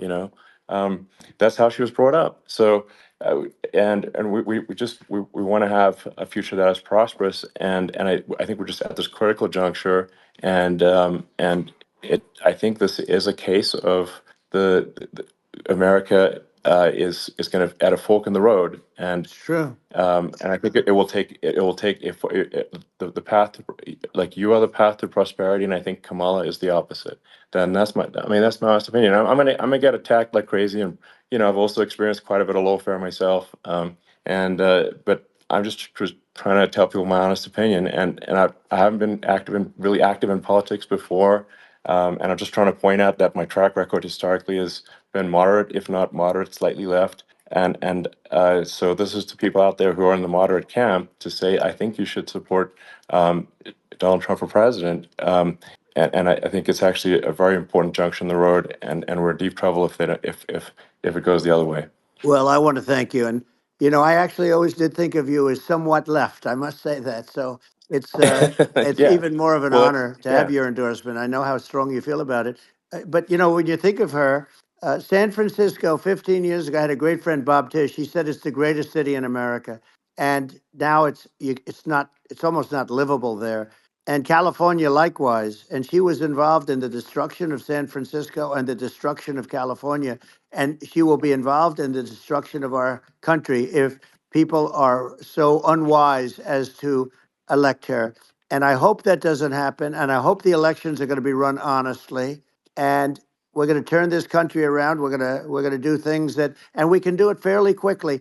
And we have to get rid of the criminals that have been, given to us by other countries as they laugh. They laugh at Yeah. us. They think we're stupid to accept these people. These are radical, stone cold killers in many cases and terrorists. And they're in our country by the hundreds of thousands. Yeah.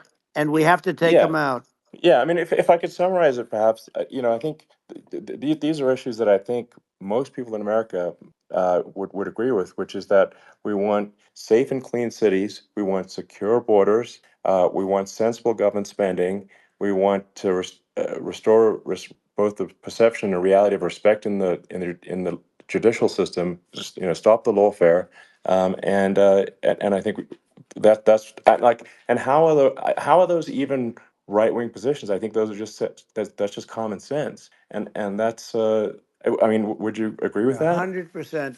I don't understand, the whole, they call it progressive. They don't like the word liberal anymore, but call it liberal or progressive. I don't understand how somebody could say that it's okay for them to empty prisons into our country. And again, I told you their Yeah, crime rates definitely all not over the world okay. are going way down, which makes sense. In fact, the next time what we'll do is, if something happens with this election, which would be a horror show, we'll meet the next time in Venezuela, because it'll be a far safer place to meet than our country. Okay, so we'll go. You and I will go, and we'll have a meeting and dinner in Venezuela, because that's what's happening. Their crime rates coming down, and our crime rates going through the roof. And it's so simple. And it's, you haven't seen anything yet because these people have come into our country and they're just getting acclimated. And they don't know about being politically correct law enforcement or lack of law enforcement.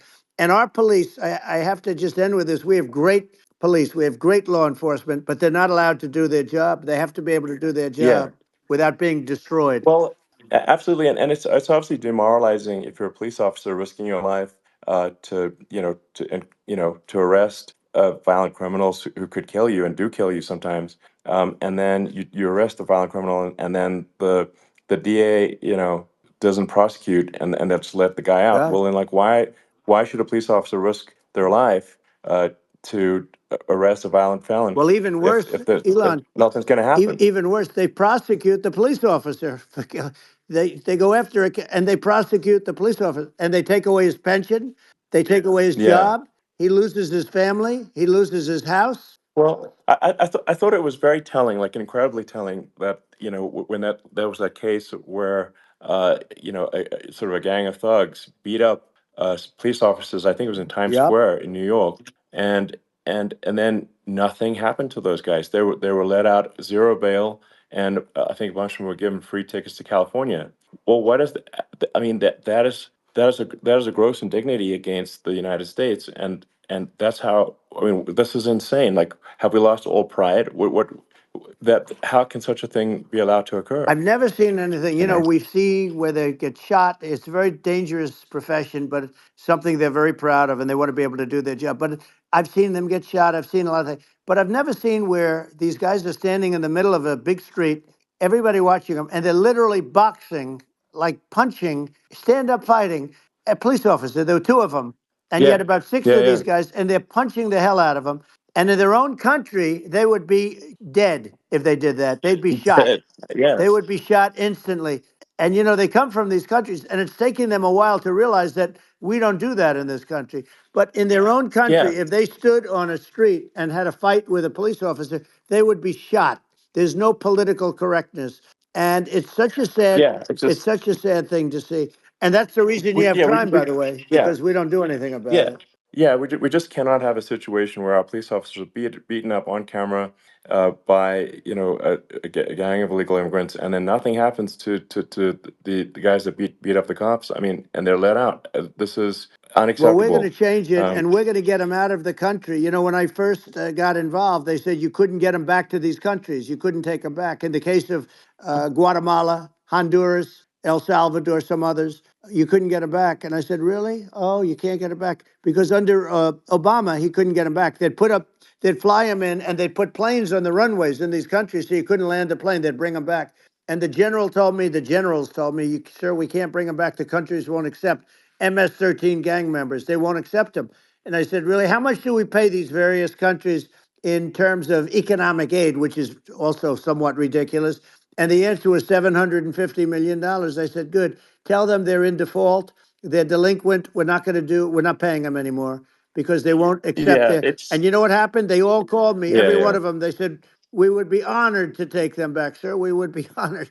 It was so easy. But it's one of those things. And we got it back. We took in so many, the MS-13 is probably yeah, the worst gangs in the world. They're the most vicious, violent. We took them out of here by the thousands and got them out of here. And their countries took them back. And because I said, you're not getting any more economic aid. And once I said that, they were nice. They wouldn't take them back for yeah, Obama. They yeah. wouldn't take them back for anybody. And now we have a problem because we have this guy, and they don't take him back anymore with Biden because they don't respect him. Yeah, yeah. It's just gotta be done. We just can't have whether they're citizens or not citizens. We can't have, because they won't prosecute citizens either. Not just illegals. So that if you can't have violent repeat violent offenders that are not that don't get That's incarcerated, right. because they will obviously, by definition, continue to hurt people. And I think where part of this comes from is that there's I do sort of consider myself liberal in some ways. I mean, it's just that you want to have empathy for Right. people. Obviously, you want to have empathy for people. I totally agree with that. You want to have empathy, but you also have to have empathy for the victims of the criminals. And if you just have empathy for the criminals, it's actually shallow empathy. It's not real. You're not thinking. You have one layer deep empathy. You got to say like, what if you don't incarcerate this person? Who are they going to uh, hurt? Who are they might kill someone. They might rape someone. If you don't incarcerate them, you have to have empathy for the victims. And there's a lack of empathy for the victims of the criminals, and too much empathy for the criminals. It doesn't make sense. That's why you want to have deep empathy for society as a whole, not shallow empathy for That's right. criminals. And we have to give our police officers the dignity and the respect that they deserve. And we have to let them do their job. They can do a great job, but we have to let them do their job. And if we don't do that, it's going to all disappear. There's never been a society like this where you're allowed to do anything you want and nothing happens. And I'm talking about violent crime. And it's going to get more violent because these are really, really violent people, and we're going to get them out of our country, and we're going to get them back to where, because they were sent here by the presidents and by the various people that run those countries, and I know every one of those guys, and they're smart people, and they're streetwise people, and they really think that the USA is stupid. They think we're run by stupid people, and they happen to be right. But when I was there, we had no problem. We got them out. We took out thousands of MS-13 gang members. We brought them back. And now, again, it's the same old story. We don't do it. And they actually gave them a big increase in aid. They raised it up to billions of dollars, and they get nothing for it. So it's. I hope everybody's going to vote for Trump, and we're going to get this country straight. And Yeah. I didn't need this. I'm I, like you. I didn't need this. I had a very nice yeah. life. I didn't need to go Yeah. through Yeah. court systems and go through all the other stuff and run at the Sure. same time. I have to run. I have to go through fake trials with, in some cases, corrupt judges, totally corrupt judges. I didn't need it. I had a nice life. I have great locations. I have beautiful oceans that I have places. This was, but I felt it was important. And if I had to do it over again, you probably think I'm crazy for doing it, actually. But if I had to do it over again, I would have done it over again, because this is so much more important than me or my life. We're going to save this country. This country is going down. And these people are bad people that we're running against, and they're liars. They make statements. They do things that are so bad. They say they're going to make a strong border. They say they've been great on the border, and they've been the worst in history. They say they're Yeah, going to it's stop horrible. Like crime, the and facts speak for themselves. The it's so facts incredible. speak for themselves. Like it's gotten to the point where people just don't even bother reporting crime in a lot of That's cities right. because they know nothing is going to happen. Um, that's what I hear anecdotally from people all the time.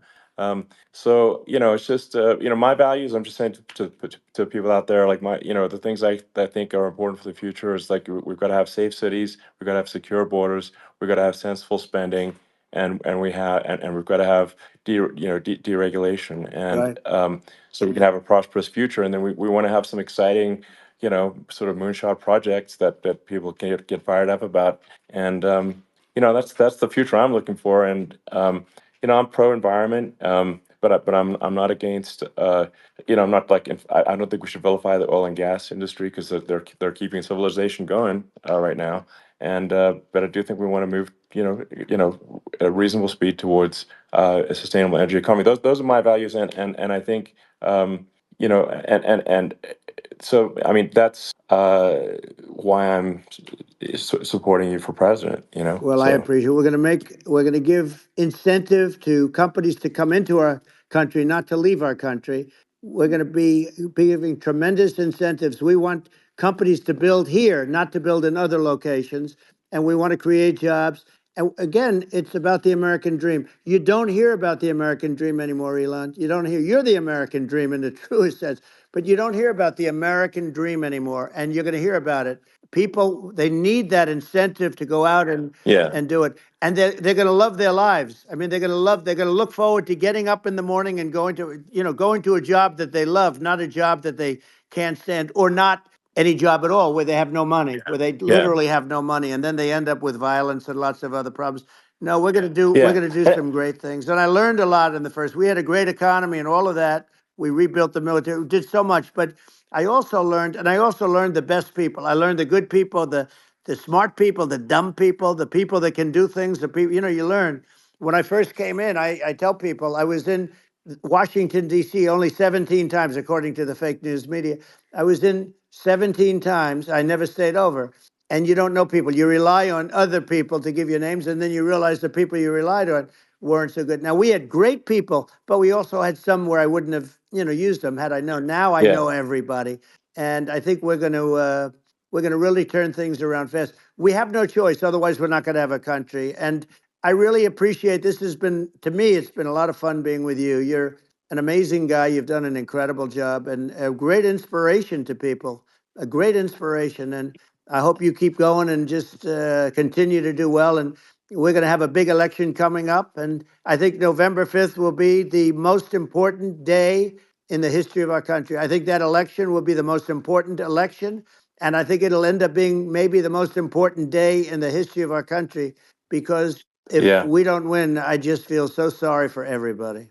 No, I think we're at a fork in the road of destiny of civilization, and I think we need to take the right path, and I think you're the right path. So I think Well, that's what it comes down to. thank you very much, Elon. It's a great honor, and we'll do it again sometime. And it's been really fun, and I hope you got a lot of viewers. I hear you got a lot, but I hope you Sure. got Yeah. I know you got a lot of them. So I appreciate it. I'll see you soon. All right. Sounds good. Thank you. Thank you, Elon. Thank you very much. Bye.